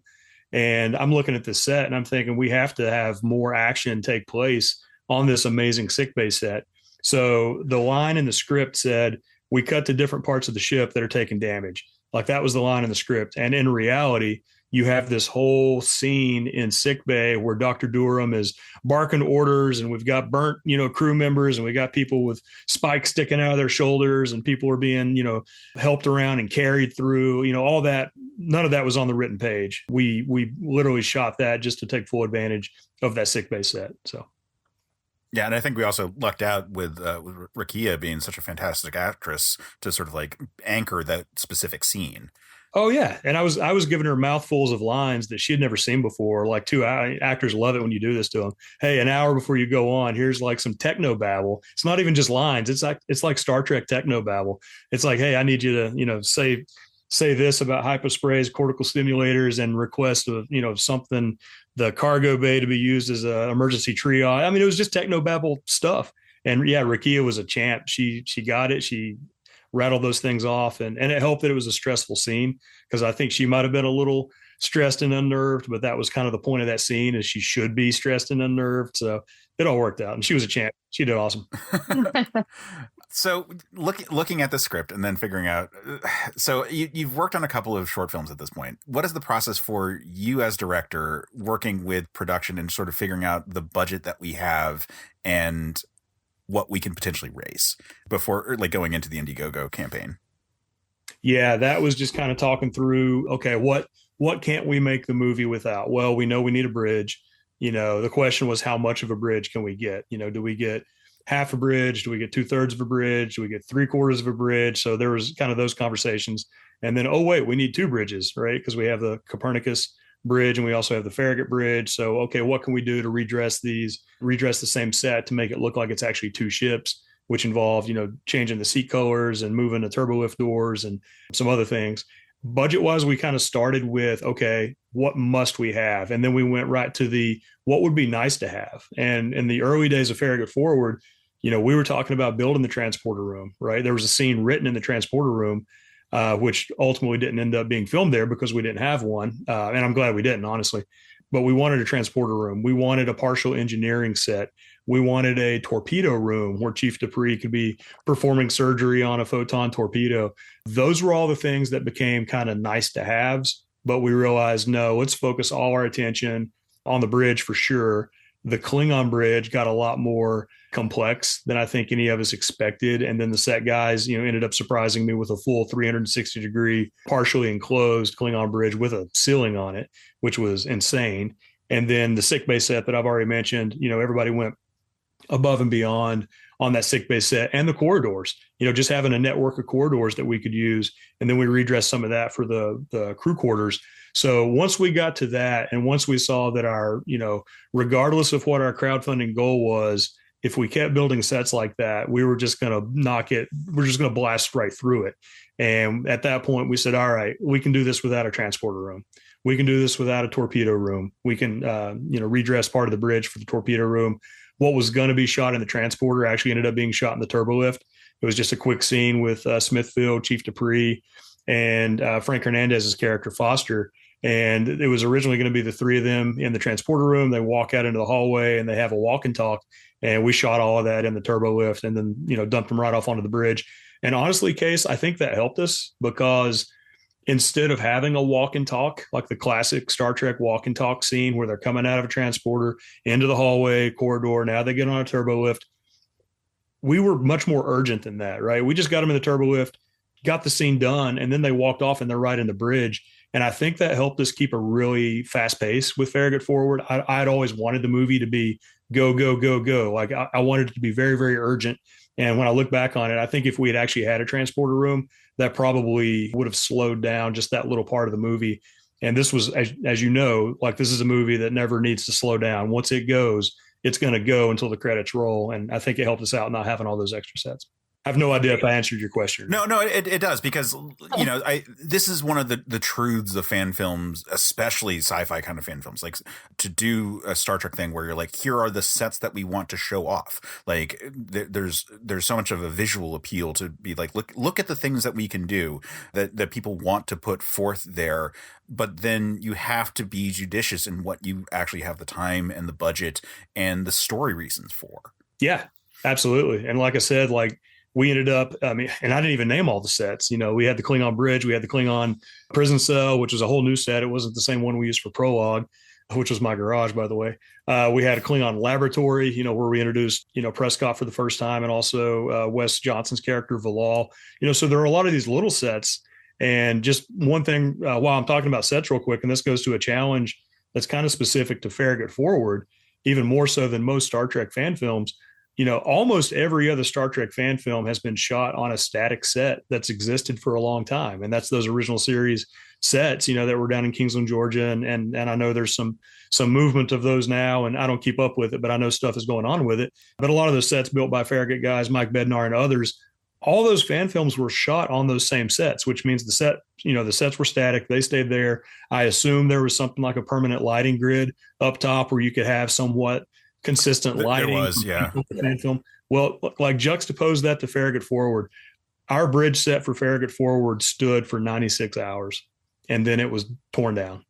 So you talk about a stress fest. There is no well, if we don't get it, we'll just come back next weekend and get it then. No, the set's coming down. You got 96 hours. And that was a generous 96 hours for the bridge. Most of those other sets for the film, including sickbay, stood for about 12 hours. Right. Sickbay was up for one day. That was a 12-hour shoot. The lab set was one day. The Klingon bridge cell was one day. The corridors were one day. And some of these were the same day, by the way. So probably some half days in there.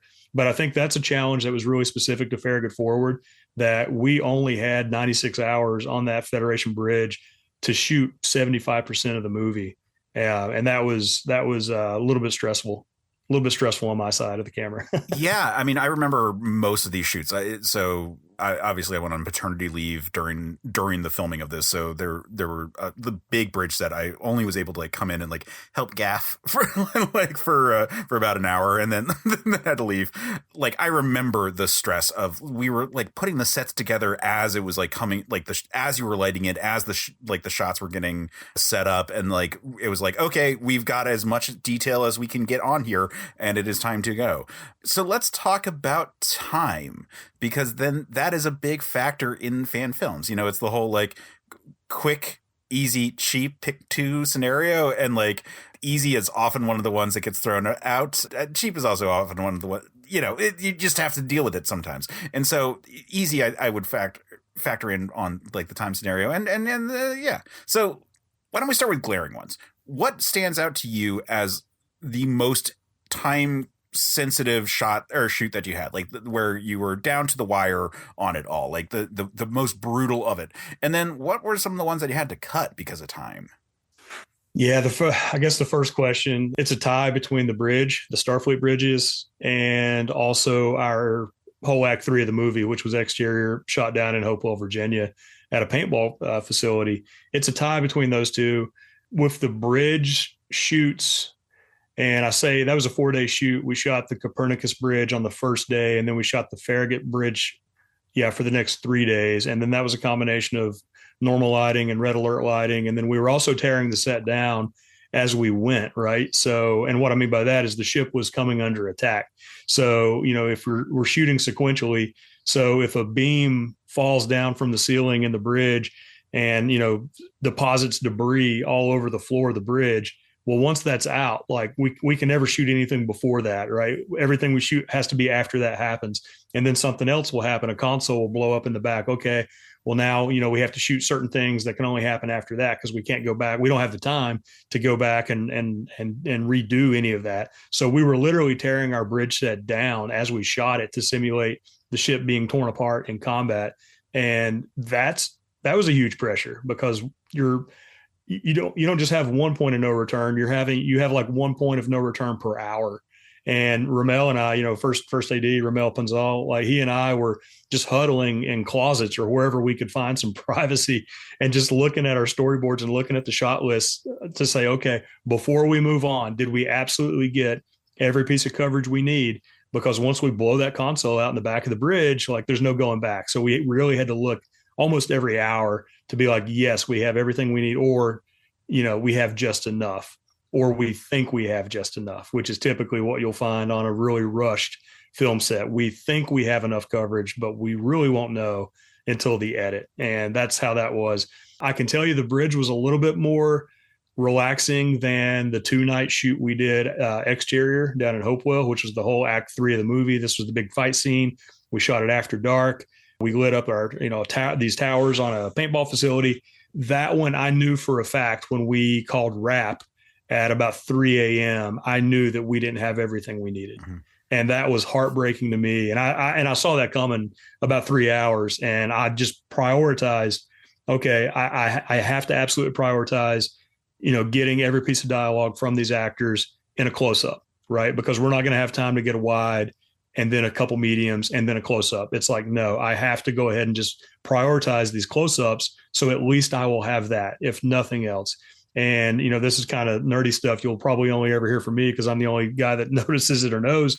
There are no wide shots of William as Koroth in Act 3 of Farragut Forward. All of his stuff we got in close-ups in about 2 takes at about 3 a.m. And some of the last stuff we shot, okay, William, just give me this line. Okay, now just give me this line. Did we get it? I hope so. And if not, you're my neighbor. Maybe I can get you dressed back up as a Klingon and shoot it in the backyard and cheat it. I don't know, but we got to keep moving. So we didn't get a lot of the stuff in Hopewell that I wanted to get. I was determined to get my Klingon drummer, just to explain why the soundtrack is drums down at the end of the planet, which also, by the way, is a bookend back to Prologue. It's the exact same drums that we used in Prologue. I brought back and used at the end of Farragut Forward. But I actually wanted to show a Klingon guy there banging on drums just to kind of have that in there, give it a little bit of flavor.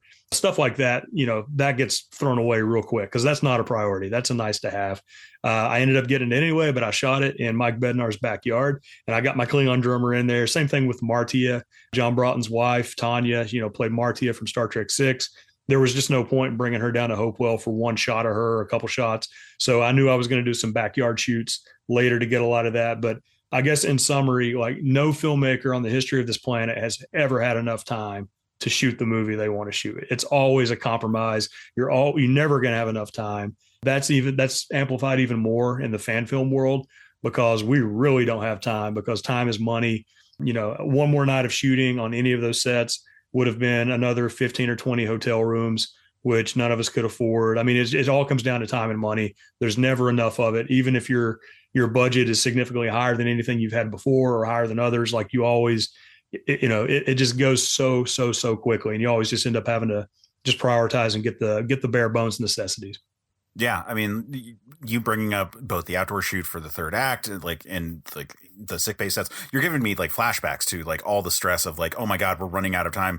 The outdoor shoot specifically, like I know you specifically were cursing the fact that it was daylight savings, that it had just. Oh yeah, that cost us an hour. Yeah, we shot that in March. We shot it right after clocks went forward, right? Spring forward, fall back. We shot that in March right after clocks went forward, but like by 1 week. And that cost us 1 hour of daylight.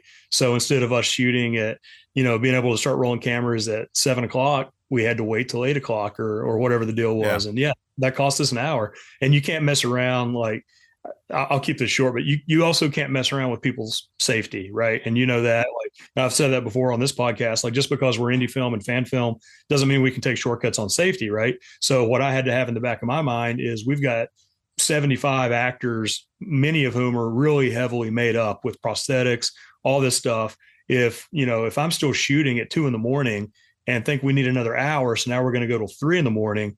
If I say, all right, we're wrapped at 3, yeah, the person who's applying the makeup and taking that makeup off, that means they're not going to get out of there till 5 a.m, right? So everything just kind of stacks up, and safety always weighs really, really heavy on me. So it would have been very easy to keep shooting and rolling cameras until 3 a.m. But I knew if I did that, I would still have makeup people on set at 6 a.m. trying to, leave out of there and drive back to their hotels on no sleep at all. And, I didn't want to go there. So some of those nights, instead of, shooting that extra hour or two, even though we could have done it on the camera side and the actors would have done it, I could not keep those crew there until 5 or 6 a.m. and then, risk somebody has an accident on the way to the hotel or something like that. So, yeah. And I mean, we honestly saw one of those happen. Like the night before the last night of the shoot, Wes Johnson slipped. Did he chip his tooth on that?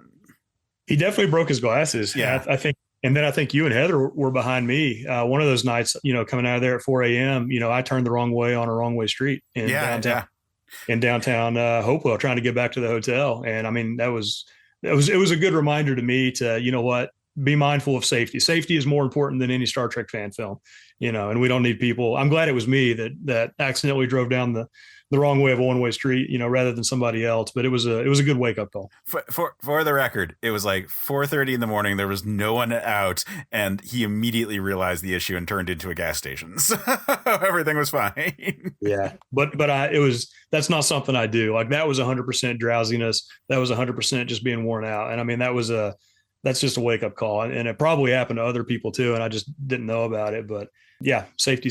Yeah. All right. So, talking about time and the fact that it's always rushed on that one, were there any triumphs that you had, like moments where something went smoother than you expected?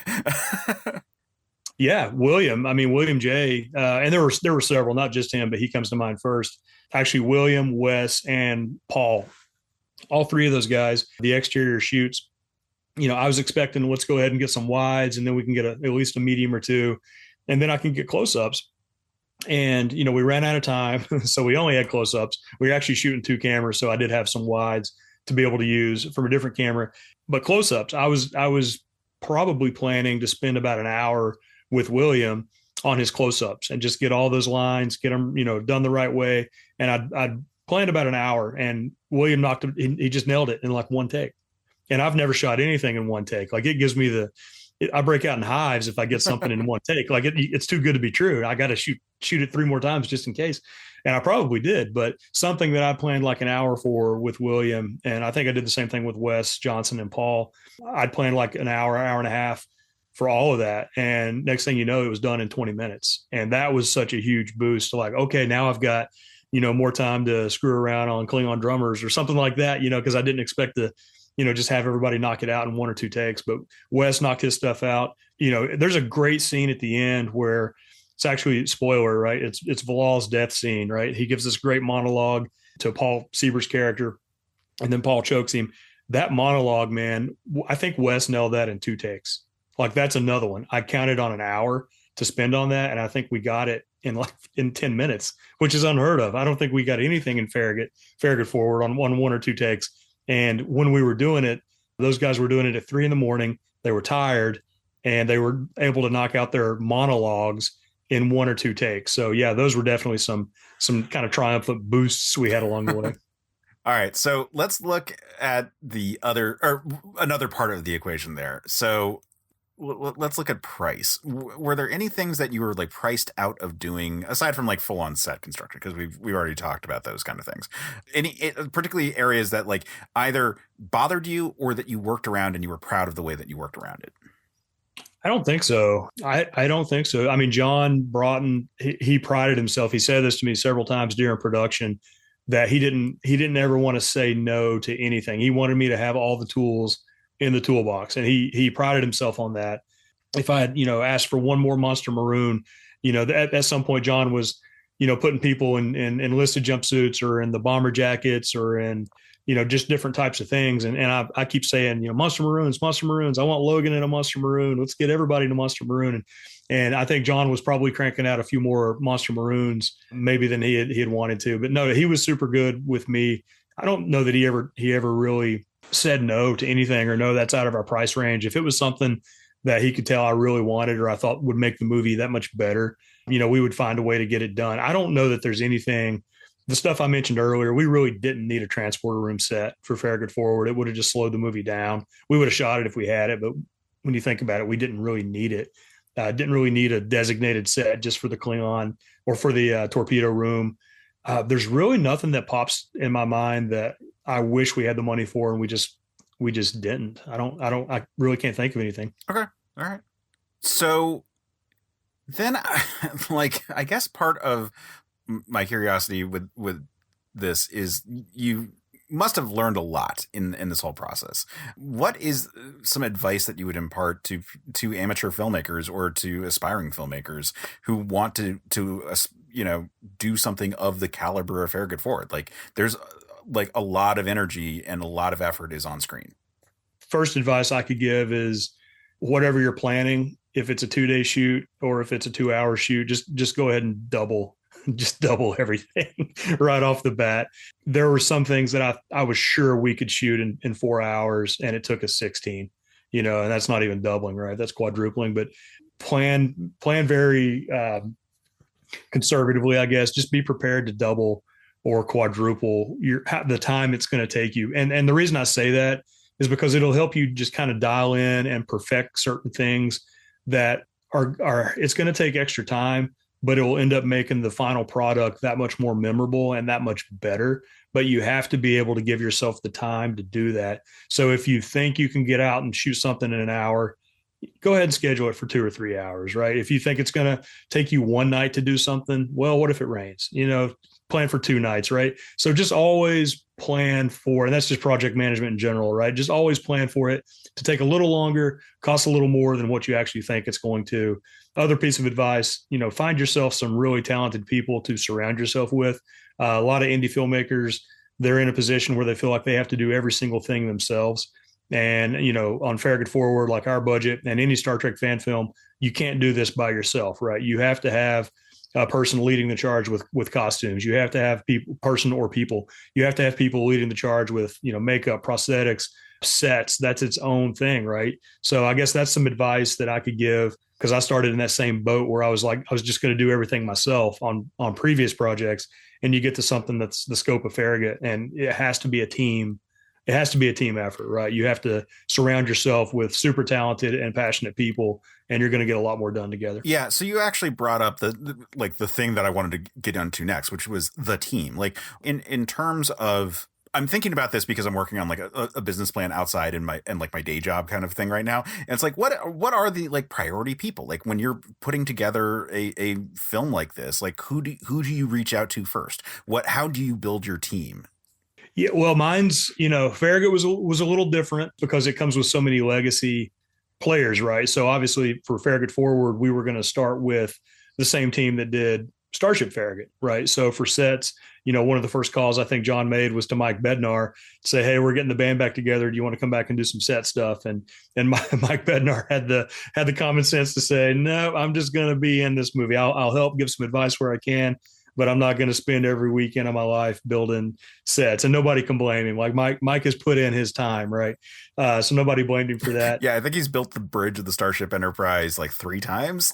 in all scales, right? Every scale. He's a master modeler too. But with Farragut, it was you go back to that legacy crew. We were super, super lucky to run into Dave Moretti, who just kind of fell into our lap and just ended up being an awesome utility player and co-executive producer in the end. And just Scott Einhoff, all those guys just ended up being so great for the sets. Farragut's a little different for me just because it almost came with its own crew on board, right? Like yourself as well, and, Ramel, like all these folks had all been involved in some of them, 20 years of Starship Farragut. So the Farragut Forward phone calls didn't have to go real far outside the family because the family was already established. For other films, like films I'm working on now, which have nothing to do with Farragut, yeah, that's, Farragut was a huge networking opportunity for me because I've met so many like really skilled wardrobe people and production people and makeup people through Farragut that I didn't know otherwise, that now they're in my Rolodex, right? They're going to be the first calls that,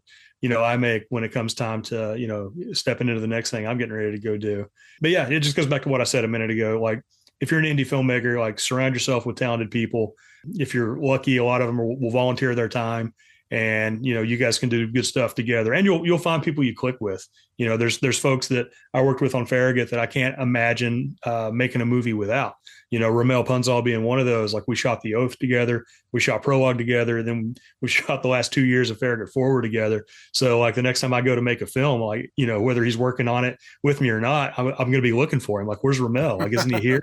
Is he in the parking lot? Like, where is he? I need help. Yeah, I think every movie is better by having Ramel Punzal as a part of it. In fact, every project is better. He was he was in a D&D game that I ran for many, many years, and he was fantastic. For one thing, he was my bookkeeper. So if I had to be like, hey, what did happen in the last session? He'd be like, well, here's all my notes.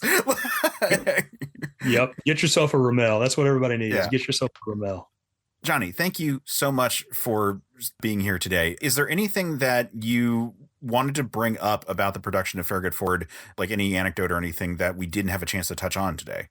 Man, I don't think so. We talk safety. That's a big thing with me. Timing. Yeah, I don't know. Not unless there's something specific that pops to your head. I don't know of anything else I have to add on it. We didn't burn any buildings down, and we didn't kill anyone. So those are huge, huge pluses. Yeah. Farragut, maybe that's something worth saying. Maybe it goes back to safety, but filmmaking is dangerous, right? And Farragut Forward, when you look at it, like that was a dangerous movie to make. We had live flames, open flames. We had people dressed in burlap and, very flammable things. We had people up on ladders. We were working inside a warehouse with the, permission of the owner. We had some, sparklers and things like that we were using inside. I guess it goes back to safety, right? Like there's a slippery slope there where you want all this stuff in your movie, but you just got to kind of keep an eye on safety, right? And make sure, I'll say it again, like just because you're indie film or just because you're fan film doesn't mean you can cut any corners on safety, right? So I just maybe put that out there that, we did attempt something very big and we were very lucky that we pulled it off. But I will, take some lessons with me that I learned on Farragut to future productions, which is even if you think you're being as super, super, super safe as you can be, there can always be something that happens that you don't plan for, right? And I'm always just going to take, some lessons like that with me to future productions, because that was a pretty big, dangerous thing that we just attempted and pulled off. And I'm glad we did it. I'm glad we shot for the stars, and I'm glad it worked out as well as it did. But there's probably about a half a dozen times that things could have gone differently.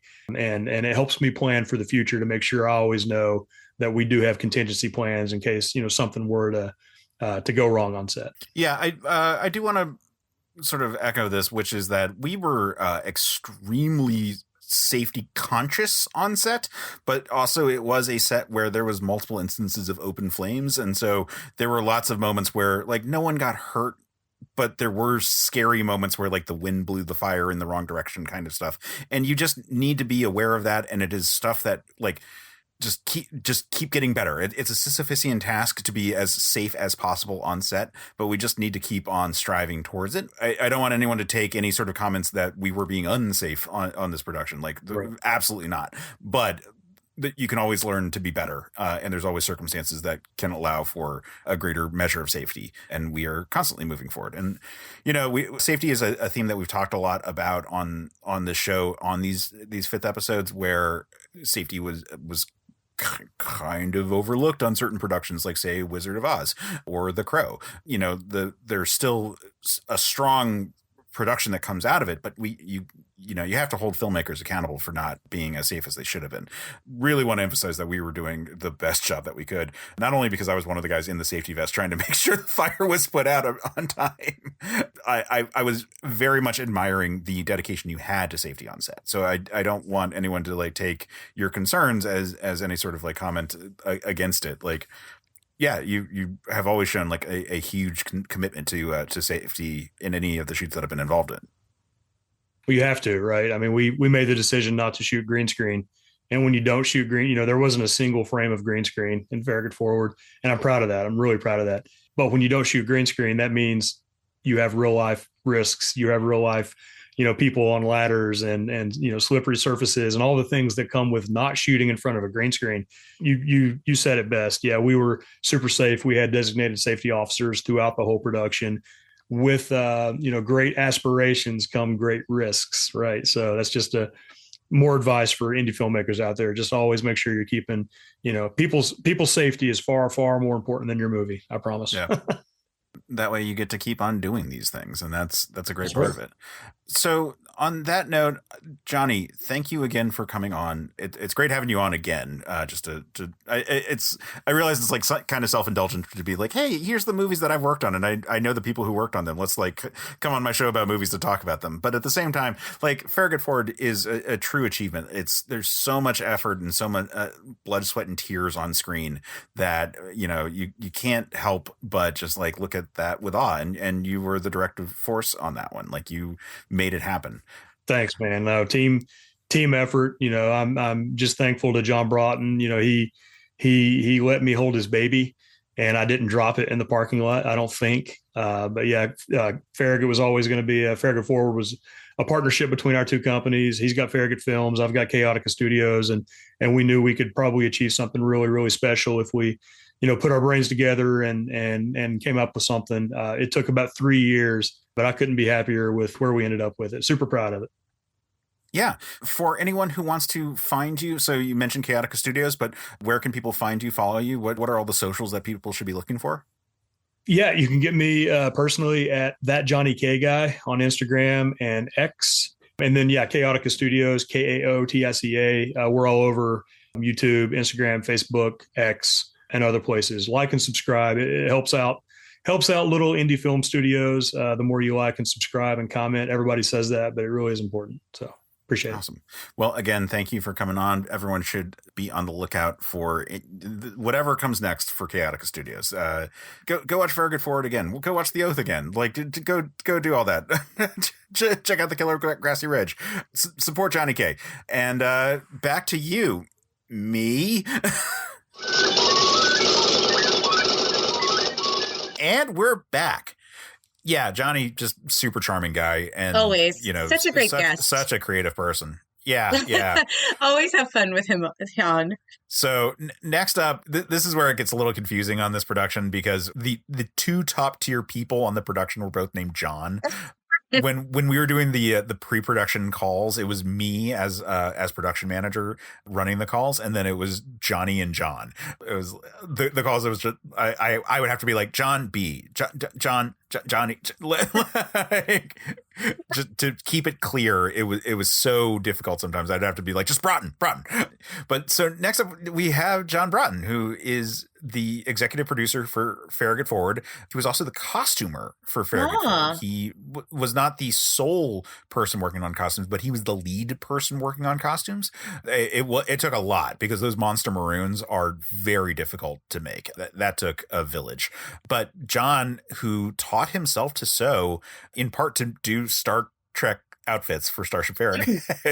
Has become quite the seamstress. Is able to make all manner of outfits. He's amazing, fantastic in that regard, and it's great talking to him about that. It's great talking about Farragut Forward, and then we start talking a bit about the next Starship Farragut production in this call. So everyone, tune in for this. All right, and here we are with John Broughton, the executive producer of Farragut Forward. And it's fair to say the person behind the Starship Farragut franchise as a whole. John, welcome back on the show. Thank you, and thank you guys for having me.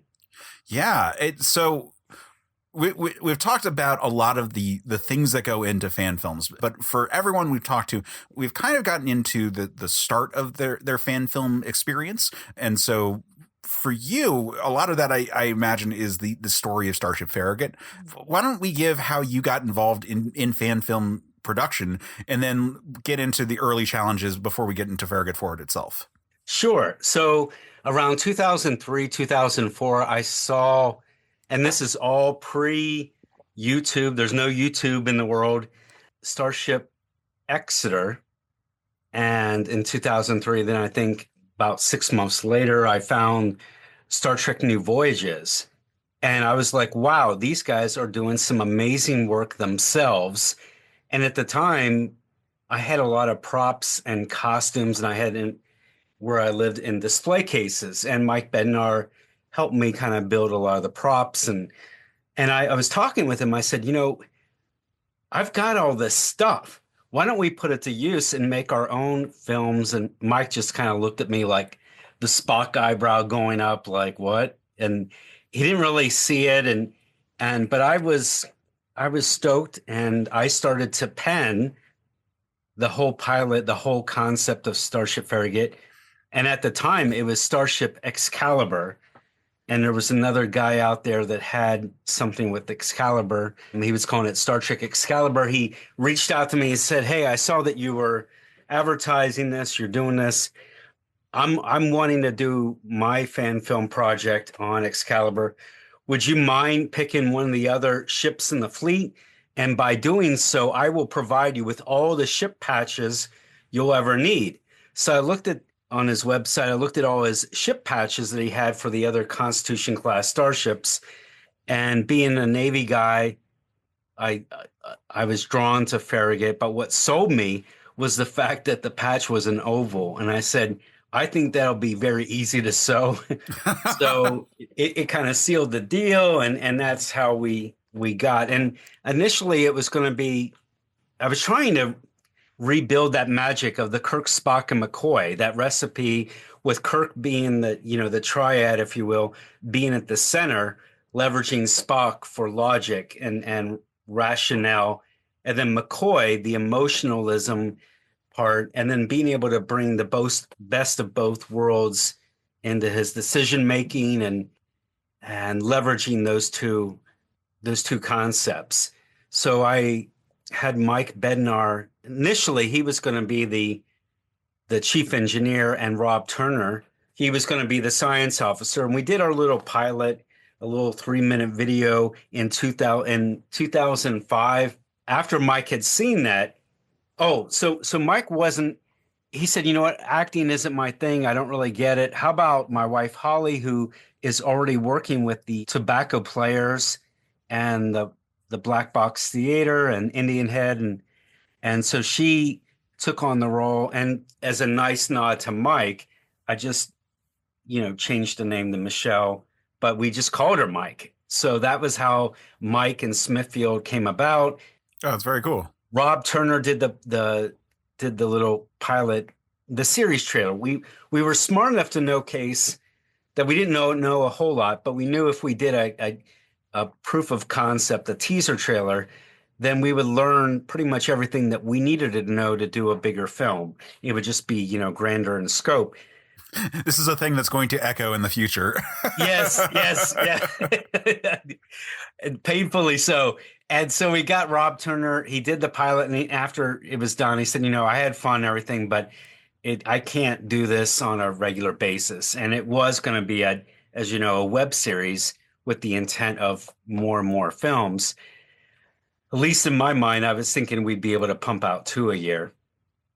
And for a while, we did some, pretty much we were on even keel with that. So I was like, oh God, I got to replace science officer. And then Mike, I mentioned it to Mike. Mike, having seen the series trailer, and he's like, oh, you know what, I'll do it.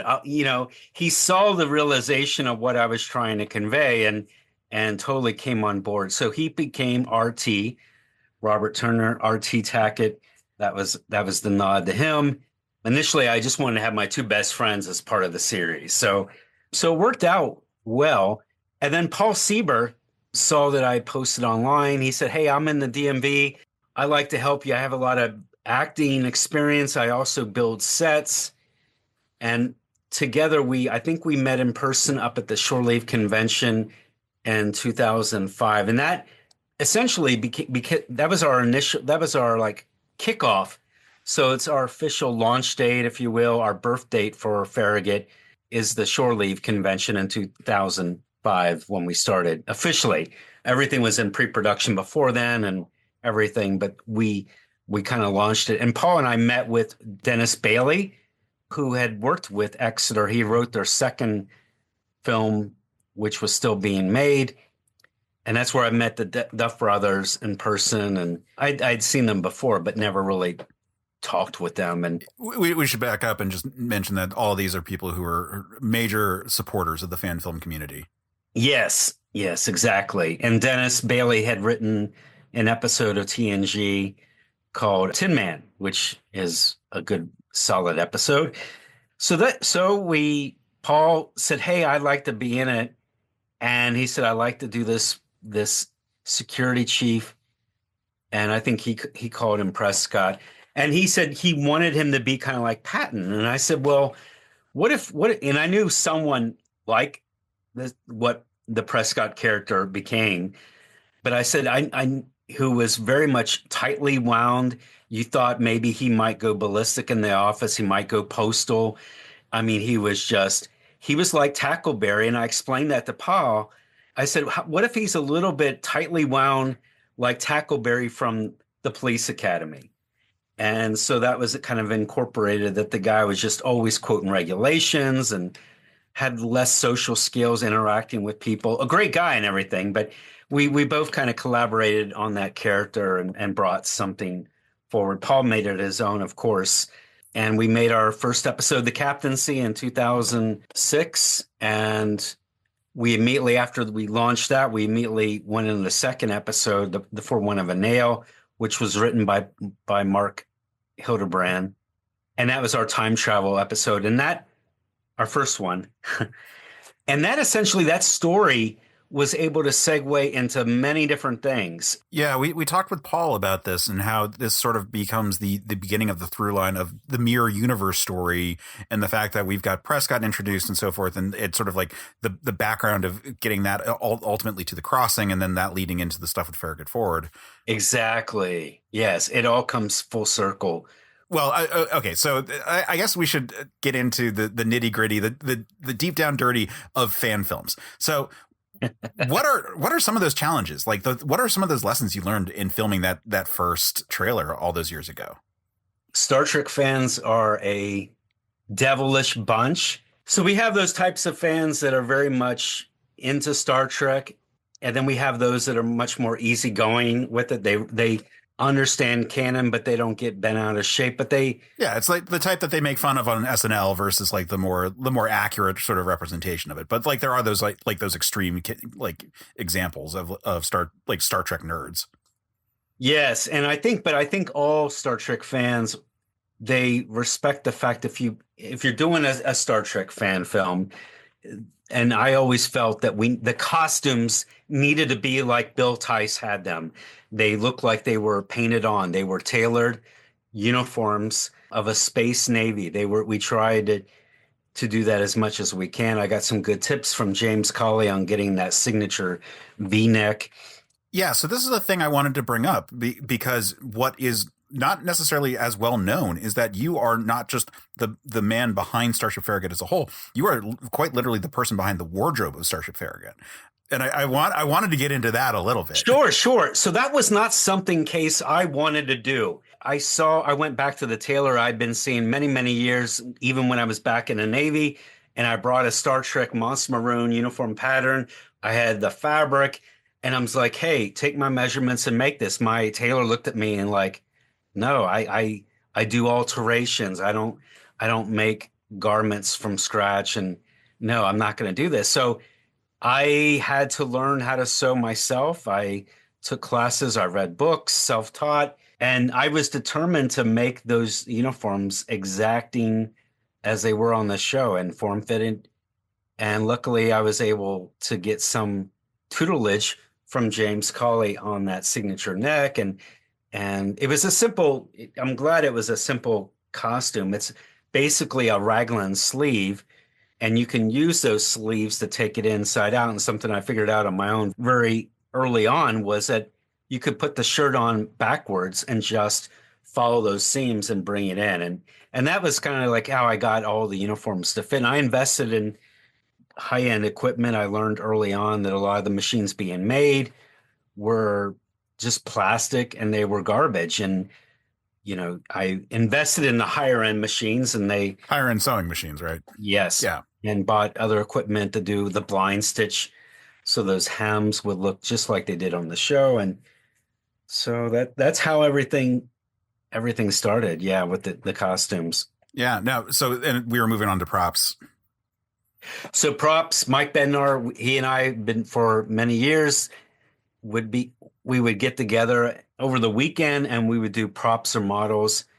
And he taught me a lot in terms of how to fill seam holes. And he was just a master at making props and making them just like they would on the show. So you couldn't, between him and I, in terms of props and costumes, we pretty much had that covered. So hence comes our sets.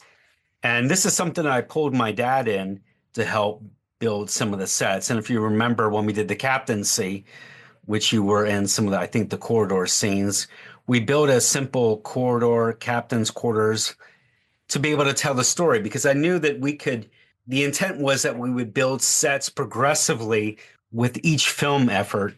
And with that, we would just grow and build upon, because it didn't make sense to build a whole, it wasn't about the sets, it was about storytelling. And so we were able to leverage James Cawley's sets for the transporter room and bridge scenes in the captaincy, as well as in the second film. But I got my dad to build the sets, and he transported them out here in Indian Head, Maryland, to film in Mike Bednar's father's garage. And Paul Sieber made sets as well. So the two of them built the sets that we used in our, I think, initial two films. Now, let's talk a little bit about the transition from shooting up in New York to moving down to Georgia. So what was sort of the process like that? I mean, that's really like making an investment in Farragut Films. And I'm curious about that. Like the series had been running for a little while, but it was sort of like a volunteer effort with a lot of like people like contributing, like people who owned equipment were like loaning the equipment for the use and so forth. Like I'm sure there's some rentals and stuff like that. But then like to actually go ahead and like acquire your own space, like where's that conversation going? Well, certainly. Let me address the equipment piece. There was no equipment rentals. I had taken out a loan against my 401. Or I took out money out of my 401, $10K, to purchase all the camera, all the video and audio equipment without any knowledge of how to use it. I had gotten some people who I thought would lend their labor and their artistic talents. We had a guy who kind of punted on that, did not show up. So Paul Sieber and I, we opened up the box and we started shooting, and we hit, and that's how things in terms of the equipment started. As we made more and more films, we got other people involved that brought their own equipment and what have you. The Kingsland, Georgia place. So I'd been looking for some time in the Montgomery County, the DMV area, and real estate, as you know, is a premium. And I wasn't, and a lot of this was on me, the finance, right? So I couldn't afford anything based on our requirements, the space that we needed. And luckily for me, Holly, I'd been expressing my frustration, and Holly mentioned that one of her best friends, Kim Watson, down in Georgia, actually was a realtor, and they did a lot of work with a construction company. And he had a building that was ideal, and that was in St. Mary's, and it was a smaller building than what it was the first place that we had all of our sets, which was perfect. It was just big enough for all that we needed. And it came to a point after we'd filmed The Price of Anything that he had sold it. So we had to vacate that building. We were able to get a larger building, working in partnership with Vic Mignogna and Draco Gin, Stephen Dangler. And we got that building that everyone knew. And I think they were calling it Neutral Zone Studios. We had sold the sets to Vic. Can you back up and talk a little bit about the finances here? When you say we, like, is like there are Farragut Films LLC that's involved here? Like, what's? So we filmed The Crossing, which was our big hour-and-a-half episode, and it was going to be our swan song. And Mike and I were done with Classic Trek. This is in 2014. And we had the Farragut Fest, and Vic had talked to us about, we were kind of done. And I was already in pre-production for Farragut Forward at that point. And that being a swan song, Mike didn't want to like be killed off, but he wanted his own ship. So we had him at the end depart the Farragut and take the helm of the Constitution. And that was going to be it. And as you know, and I think you and Paul on the way back, where Paul had ideas about the next episode. And, he and I got into a really active conversation, and like we're spitball it, and like there was this like major like phone call that we made to you. We're all driving back from Georgia, and we're all like, he and I are just like so excited. We're just like pitching you ideas.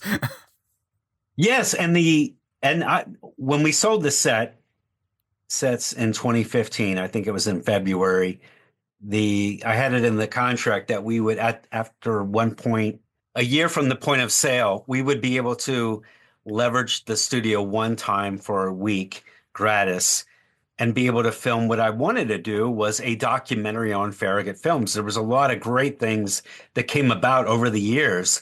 We had 10 years up in that point. We had people that had met and got married, got engaged on our bridge set, a lot of positive things. And as you know, that we had a 10,000 square foot building, and all the sets were faithfully built just as they were on the Paramount lot, over 60 years ago.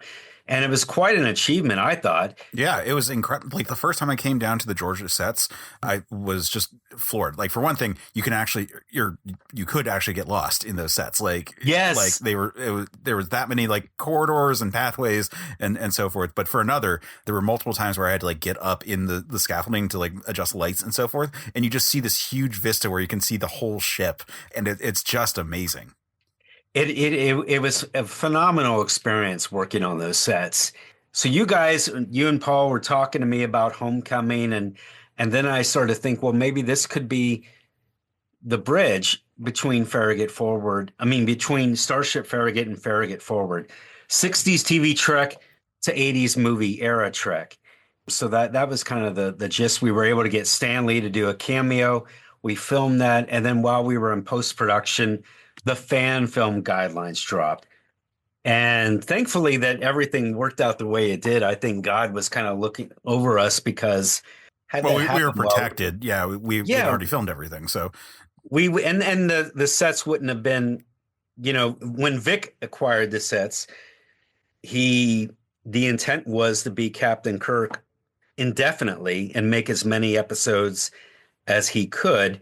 The fan film guidelines capped that. It limited that. A lot of things that was in the year of the election. You had the case against another filmmaker for fraud, and I just was kind of done. I think I was just so burnt out, and I literally hated Star Trek. So I tabled the Farragut Forward project, and we had costumes in development. We had a few bridge. I had sent him blueprints to make the helmet navigation console. I had been talking to Johnny, who was my Klingon subject matter expert, about could we build a Klingon bird of prey in my 2-car garage and what would that look like? And it's crazy now because there's no way. I mean, that there's no room in my 2-car garage for the set that we ultimately built. But I was reaching out to him, and yeah, so we tabled that for 5 years. Yeah, so let's talk about that. Like, so Starship Farragut, like, kind of hits this point where it had its send off, and while we teased at the end, like we did like a promo shot with like a bunch of people in uniform, like it wasn't. It was just here's the tease of the future, but it could have just kind of gone away. So let's cut to. You decide to do the trailer yet again here for Farragut Forward. Yes. Okay. So yeah, 5 years, flash forward. How do you even start that process? Okay. So I had, and keep in mind, I literally hated Star Trek. I gave away costumes and props, and I had even threw away stuff. I sold stuff, and I kind of focused in terms of fandom. I focused my attention to James Bond. And during that time, Case, I took these classes because I wanted my own suits and I wanted them fully tailored like James Bond. And so I took this British sewing, I forget what it was called, bespoke British sewing. But it was to make a suit jacket, a waistcoat, a dress shirt, with some of the features that British shirts have, pants, the trousers. And through that process, and this is during COVID too, or just, it was before COVID, and I learned how to do everything. And when COVID hit, we were already the last class, which was the suit jacket. They saved the most complex thing for last, was the suit jacket. And we'd gotten most of that all done. We had gone through the rope sleeve heads and how to do the hair cell or horsehair canvas, and we had most of it done. So this is like 5 years later. It's the summer of 2021. I'm kind of reflecting back. I wish that we had done just the teaser concept for Farragut Forward, and so I thought, I got my costume still left. I have some elements that I could use for Mike Bednar. And so I started to think about so I reached out to both Paul and Johnny on Facebook Messenger. And I said, hey guys, and Johnny had already done The Killer of Grassy Ridge. And I was blown away that for his first outing, he hit a grand slam.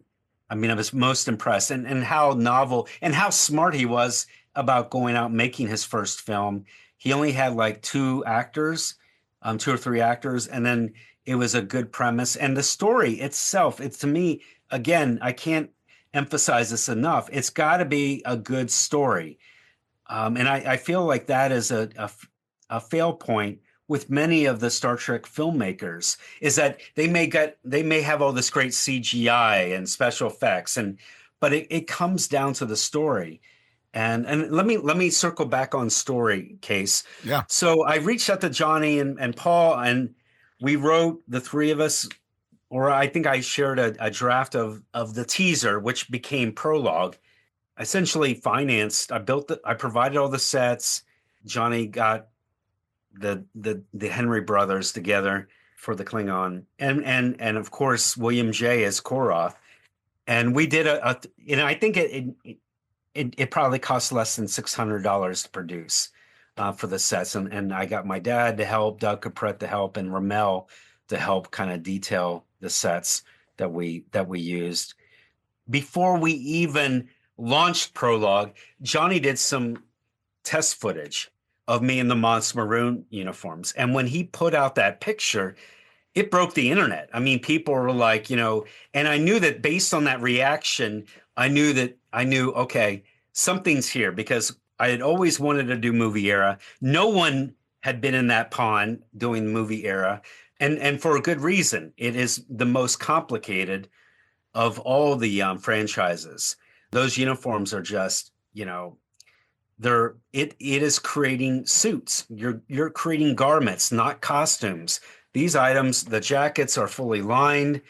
The pants, there's nothing that can be purchased off the shelf like for classic Trek, we were able to get black pants and modify them.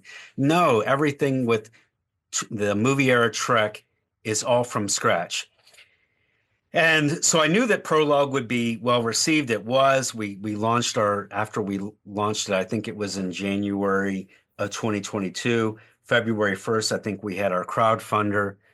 And then, it took us 2 years, I think, to get the film done. And that was because everything was from the scratch. We had to build sets. Even on the bridge, the chairs themselves had to be created from scratch. And no one, up until that point, to my knowledge, no one ever even faithfully recreated that, or a movie era set with the railings and everything that you saw and all the accoutrograms and graphics and everything. It was a monumental, like Johnny and I have said, this is probably the most ambitious Star Trek fan film out there. Yeah. So let's back up for a second. So in terms of getting the level of authenticity, both for the original series and now for the movie era stuff, yes. Like where do you look for source material? Are you looking, is there published material that you can reference? Is it a lot of like referencing pictures? Where is the process? Thank God for the internet. I mean, Google, and you network with enough people working in the industry like Doug Drexler, James Cawley, Darren Doctorman. There's a lot of subject matter experts out there, but there's also a Trek Zone, which has a lot of the high-res DVD captures and now Blu-ray captures of all the films. So, yeah, it was pretty much the same process as it was for the classic Trek. I mean, I reached out to that network of SMEs and Google and the research. I mean, the internet is just full of good resource material. As it relates to the sets, I mean, the patterns are the patterns for the uniforms. Those have been out there forever. The sets, they had McMaster's, a guy who drew up some blueprints, but they were a good baseline, but they had to be accurized, and Mike worked to do that with Matt Busey, who was the cinematographer for both Star Trek Continues and for Farragut initially when we were down in Georgia.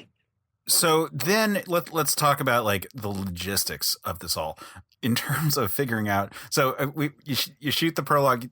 Was that ultimately in your garage or was that Bednar's garage? Prologue was in Johnny's garage. Johnny's garage, which was it's not really the width of a car. I mean, you can get a car in there, but not much else. But it was very small. But Johnny, through his talents, was able to extend that in the way that he filmed it. It made it look like it was 4 times as big. Yeah, it's really impressive when you know just like how much tight spaces go into like assembling like these sets. Like it looks like, oh hey, we have this whole bridge, and it's like, no, that's literally all we had. Like we had the camera like squeezed in here. Right. So on that note, let's talk about like some of the craziness in terms of what it takes to make a production like this on the budget that we're talking about. I mean, so it's fair to say that a lot of even with a crowdfunding effort and all this, like it's still a lot of people like extending favors. It's people putting in a lot of time and effort into this all. What goes into sort of rallying that? I mean, you're the executive producer on this, and you have led a team into producing this testament, the Star Trek fan film, this actual movie set in the movie era of Star Trek. Like what is your process in terms of building that team and assembling? Well, initially building the team consisted of identifying the talents and capabilities of others and then leveraging that. And I initially started out with family and friends and then just kind of grew on that, and then networking, meeting other people, getting the word out about our films. And then you connect and meet with new people that are somehow involved in the industry, and then leveraging them and barter, steal, trade. Yeah. I mean, there's a lot of things that go in, it's finding that motivation of someone. Why do they care? I mean, a lot of them, the people involved love Star Trek. That's part of the carrot, if you will. And there's others that are supporting their significant other and they're involved. Like Ari brings pretty much everyone from his family. He's quite a testament. He's like our Moses. He just brings them in. And, he had his wife, Stacy, he had his daughter, his brother, his neighbors. I mean, he's brought a lot of people into our project. And then through the years, we've gotten fans who then also wanted to be involved. And a lot of those people, we have people within the DMV that work with us locally on the sets and help with some wardrobe. But we have other people that our director of wardrobe, Frank Sconey, I was finally able to let someone else lead the charge. He lives in Chicago. Our cinematographer for this one resides in Bentonville, Arkansas. We've got some talent that will be Dr. Durham will be returning. She's from Georgia. Our line producer, Jonathan James, he's in rural Pennsylvania, as well as Chris Morningstar, our property master. So you've got this Farragut network, if you will, is extended quite further out. And we have talent, people that want to just be in the film. And a guy that lives in Arizona who, and I'm probably going to pronounce his name wrong, but his name's Frank, and he lives in Arizona. And he came out and he was part of the Copernicus crew for our first film. And we had Eric Olds who helped us with some of the props. He loaned us the field jacket, which he made. And he made the engineering jumpsuit for Chief Dupree that was also worn by Chris Conkey in our movie and donated that. So he lives out in Southern California, and he came out for the shoot. So you got people that are willing to come out on their own dime and be involved in the project. People just like see that you're working on this project, and it's so exciting. I mean, like I remember for me, it was 2007, and you had put out a call for people to come and be part of a Star Trek project in the DC area. And I was like, hell yeah. So if I could circle back now. Yeah. So we've story. It's all comes down story. I collaborate with Paul and Johnny on Farragut Forward. The process involved, I guess, me drafting something, kicking it to Paul. He reworked it. Then he gave it to Johnny. He reworked it, came back to me. And it was kind of like that, where we were just floating, handing it off from one person to the other. And on this go around for Farragut 2024, I mean, we spent a lot of time for Farragut Forward getting a solid story. And it exceeded all my expectations of what I wanted visually and my vision for the first outing. For this one, I knew that we had all this intense drama, death, revenge. I mean, Farragut Forward was our Moby Dick revenge story, inspired by, obviously Star Trek II: The Wrath of Khan. That was Prescott was our Khan, if you will, in the Farragut universe. And for something we need to kind of deflate for the sequel. We need to kind of take it down several notches. And so this one is a lighthearted time travel, fish out of water story, obviously inspired by Star Trek IV. For that story, I was able to bring in my friend Jim Brooks, who also wrote for Star Trek: The Next Generation. He wrote the episode The Rightful Heir. And he and Dave Moretti, the three of us, and the reason why I pulled in Dave was I saw him do a theater production of Cabaret. And I was blown away because I've only up until this point seen Dave, with his circular saw and painting sets. And I'm like, this guy can act, he can sing, and he can dance. I said, he's an actor. And I started to think about, Carter he needed a Harry Mudd character. And I thought, God, he could be, and I started to think Artemis Artie Reigns, and Reigns spelled Reigns, as a nod to Harry Mudd, Mudd being, with water and dirt equals mud. And I was thinking rains, the rain of water. And so Artemis Artie Reigns came about, and I wanted to have kind of like the guy that got under Carter's skin, but was still a likable guy. He's not evil. He's just kind of, he's a con man. He's trying to get one on over and get, make money. But he's not really an evil person, if you will. So, and he provided provide a lot of comedic relief for the Enterprise crew. So I wanted to have someone like that in the Farragut universe. So Dave, Jim Brooks, and I, for a period of 6 months, once a week for an hour and a half, we worked on just the story. So it was an outline. It was not a script. It was the story treatment in an outline form. And once we felt like that was solid, then Jim went forth and started work on the dialogue. And then for another 2 months, or I'm sorry, it was probably 4 months for the story treatment and another 2 months that we worked on the dialogue and the script. So well over 6 months, we've invested, and we were consistently meeting once a week for an hour and a half. We consistently got together, and we've got a very good story that I think people are going to appreciate. Now, it's to me, it'll be apples and oranges for folks that are wanting to compare. But in terms of the quality of again, what you visually see, the sets, props, costumes, it'll be just as good. And I think we've got a great director. Josh brings well over 6 years of Star Trek fan films. And if you haven't checked out of his work, his platform is the Avalon Universe.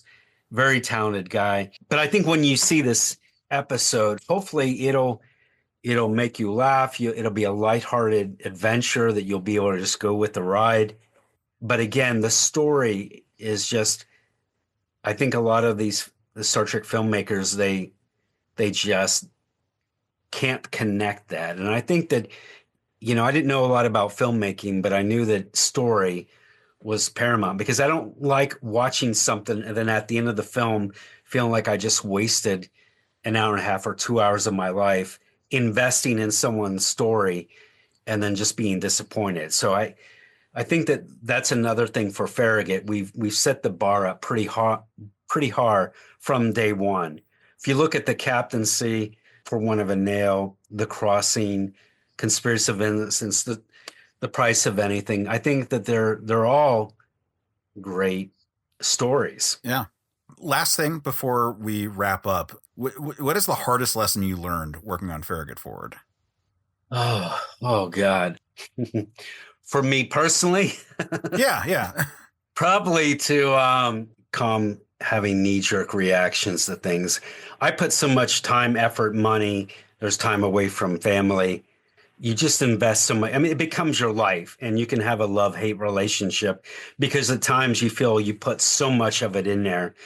And when others aren't delivering or aren't committed, it can be frustrating because you're like, well, why aren't they? But they are. They're just, but, I have to sometimes temper their responsibilities, and their time commitment is never going to be what mine is, and the expectation should not be there. So I think for me, the hardest lesson, and I've got great people, and I think obviously I've been able to motivate people to do this thing because we're still doing it. And 20 years. Yes. At the end of the day, I just hope that people enjoy not only the end product, but the experience of making it, that they've had a fun time. And I think most people have. So just for me personally, recognizing that no one is going to have the same level of commitment, and the expectation should not be there. Yeah. Well, that I think is a good bit of advice to go out on. So, John, where can people find you online? You can go to YouTube. We have a Starship Farragut channel, and you can find all of our stuff there through the years, because keep in mind, folks, that we've been out there longer than YouTube. And through fans of ours, they have put they've taken our DVDs and they've, what do you call them, rasterize them, and they put them up on their own YouTube channel. So if you type in Starship Farragut, you're going to get a lot of different content from different sources. But our main Starship Farragut YouTube channel, look for that, because you'll find all the official, and things aren't broken up. Initial days of YouTube, things, you had a limit and such. Now you don't have that, but just go to Starship Farragut on YouTube. We also have a Facebook page dedicated for both Starship Farragut and Farragut Forward, where we advertise a lot. And please see our Indiegogo crowdfunder. We currently have one up for Farragut 2024. Which will be running when this episode is out, because this one's coming up a little bit faster in the timeline than what most of our episodes do. So this will be out. Great. Yeah. Thank you. And if you can't support it, hopefully you can. But if not, please just spread the word, because it's extending that net. It's throwing it out further. And by people just, spreading the word, the wider the net gets. So it all works. All right. Awesome. Well, John, thank you for coming on. Thank you for spending some time and staying up late to have this chat. Thank you, Case. And thank you, everyone. Yeah. All right. Back to me. And we are back. And that is it for our conversations about Starship Farragut. It was great having John on again. He of course was on a couple of times now. He was on for Star Trek: The Motion Picture way back in the 3 to 6 episode of Another Pass Range, and then more recently he was on for Star Trek 3. Just a really great guy. The vision and the energy to put together Starship Farragut is a testament. People were saying only John Broughton could make film era Star Trek, and he is a compelling person who somehow gets all these people to work on a project for free because you can't make any money when you're doing fan productions, and he has been this leader for us for 2 decades now. Certainly, it is a talent to convince several people to work on something for free. That is a very strong talent, possibly even more so than being able to sew those magnificent costumes. Although, honestly, everything looks so good in this film. It's really well done, especially for the budget that it was done at. I do have a quick sad note to add in the wake of that interview, which is that Stacey Murphy, Ari's wife, who we reference in the interview, she unfortunately passed away shortly after the premiere of Farragut Forward. So it's very, very sad, but I felt it's an awkward note that we specifically call out the Seaman family, and they just experienced this tragedy. So my heart goes out to Ari and his family, and yeah, so just wanted to mention that part. It's very sad. But aside from that, I do really think fondly about this production, and I highly recommend it. Sam, would you recommend this movie? I do think that everyone should check it out. I watched it. I really enjoyed it. I do like Star Trek, so maybe, but I'm just saying, if you enjoy Star Trek, you should check it out. Even if you don't, you should check it out. Yeah, that's the big part there. It's not just that you should check it out because you want to support us. You should check it out if you like Star Trek, because it's a Star Trek movie. It's a legitimate movie era Star Trek film. We are talking about incredible production values for what is being done. And sure, there's limitations, where it is a fan production, but it looks legitimate. Yeah. In a way that I don't think people would expect when you hear that we're talking about a fan production. Yeah, for sure. The sets look amazing. They look different from ship to ship. The costumes are incredible. The Klingons look great. Check it out, guys. The lighting's good. The pacing's good. And it's only 55 minutes. You're not really, in the grand scheme of things, that's a lot of time. So if you have 55 minutes, you can sit there and watch it. I think you'd enjoy it. It's on YouTube. So easy, so accessible. Yeah. And again, so Farragut Forward can be found on YouTube. So again, look for Farragut Forward or Starship Farragut. It'll pop up. It'll be the first thing. It's the 55-minute thing, not the prologue that we released about a year before. Oh, and I should note that we shout out the Indiegogo for Farragut 2024 in this episode, and it is unfortunately already closed at the point when this episode is coming out. So unfortunately, you are not able to support this current production of Farragut, but there will be more stuff in the future. So just keep a lookout for Farragut 2024 when it comes out. then head over to, let's see, our Discord server where people can find us and interact with us directly. You can find links to that in the show notes or on our website, certainpov.com. While you are there, you can check out awesome podcasts. Like I'm going to shout out Reignite, which is going strong right now. They've got a lot of activity going on the Reignite chat at the moment because Dragon Age The Veilguard came out, and so people are back in the Dragon Age world at the moment.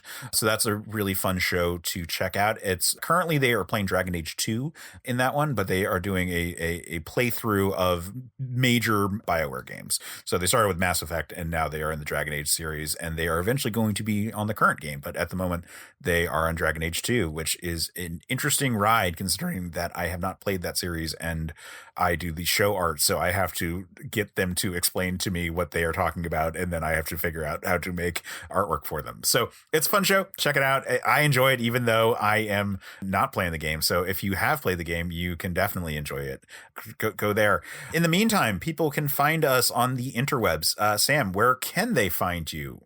They can find me here when we post podcasts, and also occasionally when I remember our Discord exists, you can find me there. I don't think I said anything tonight that anyone should have complained about, but if for any reason you have any questions about Farragut Forward, you should find Case at. Well, you can find me. I'm going to plug Blue Sky as my main one at the moment. Like, let's focus on Blue Sky at the moment. I'm kind of done with X. It's I'm not going to nuke my account, but like it's just hard for me to like really like spend time there. So Blue Sky, if you're looking for the social, or Instagram is also good. Instagram, you can find me at Quetzalcoatl5, whereas Blue Sky, I'm at caseaiken.bsky.social, whatever it is, bsky.social, I think. So those are those two handles. But otherwise, yeah, you can find me here at Another Pass. And Sam, what is up on the docket for Another Pass? Well, next time we'll be talking about Highlander 2, The Quickening. But if you enjoyed this, until then, if you enjoyed this, pass it on. Thanks for listening to Certain Point of View's Another Pass podcast. Don't miss an episode. Just subscribe and review the show on iTunes. Just go to certainpov.com. Another Pass is a Certain POV production. Our hosts are Sam Alicea and Case Aiken. The show is edited by Sophia Ricciardi. Our logo and episode art is by Case Aiken. Our intro theme is by Vin Macri, and our outro theme is by Matt Brogan.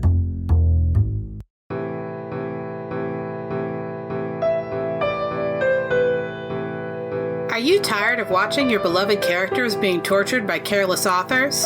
Are you sick of feeling like they could have swapped out all of the painful action and the plot would remain untouched?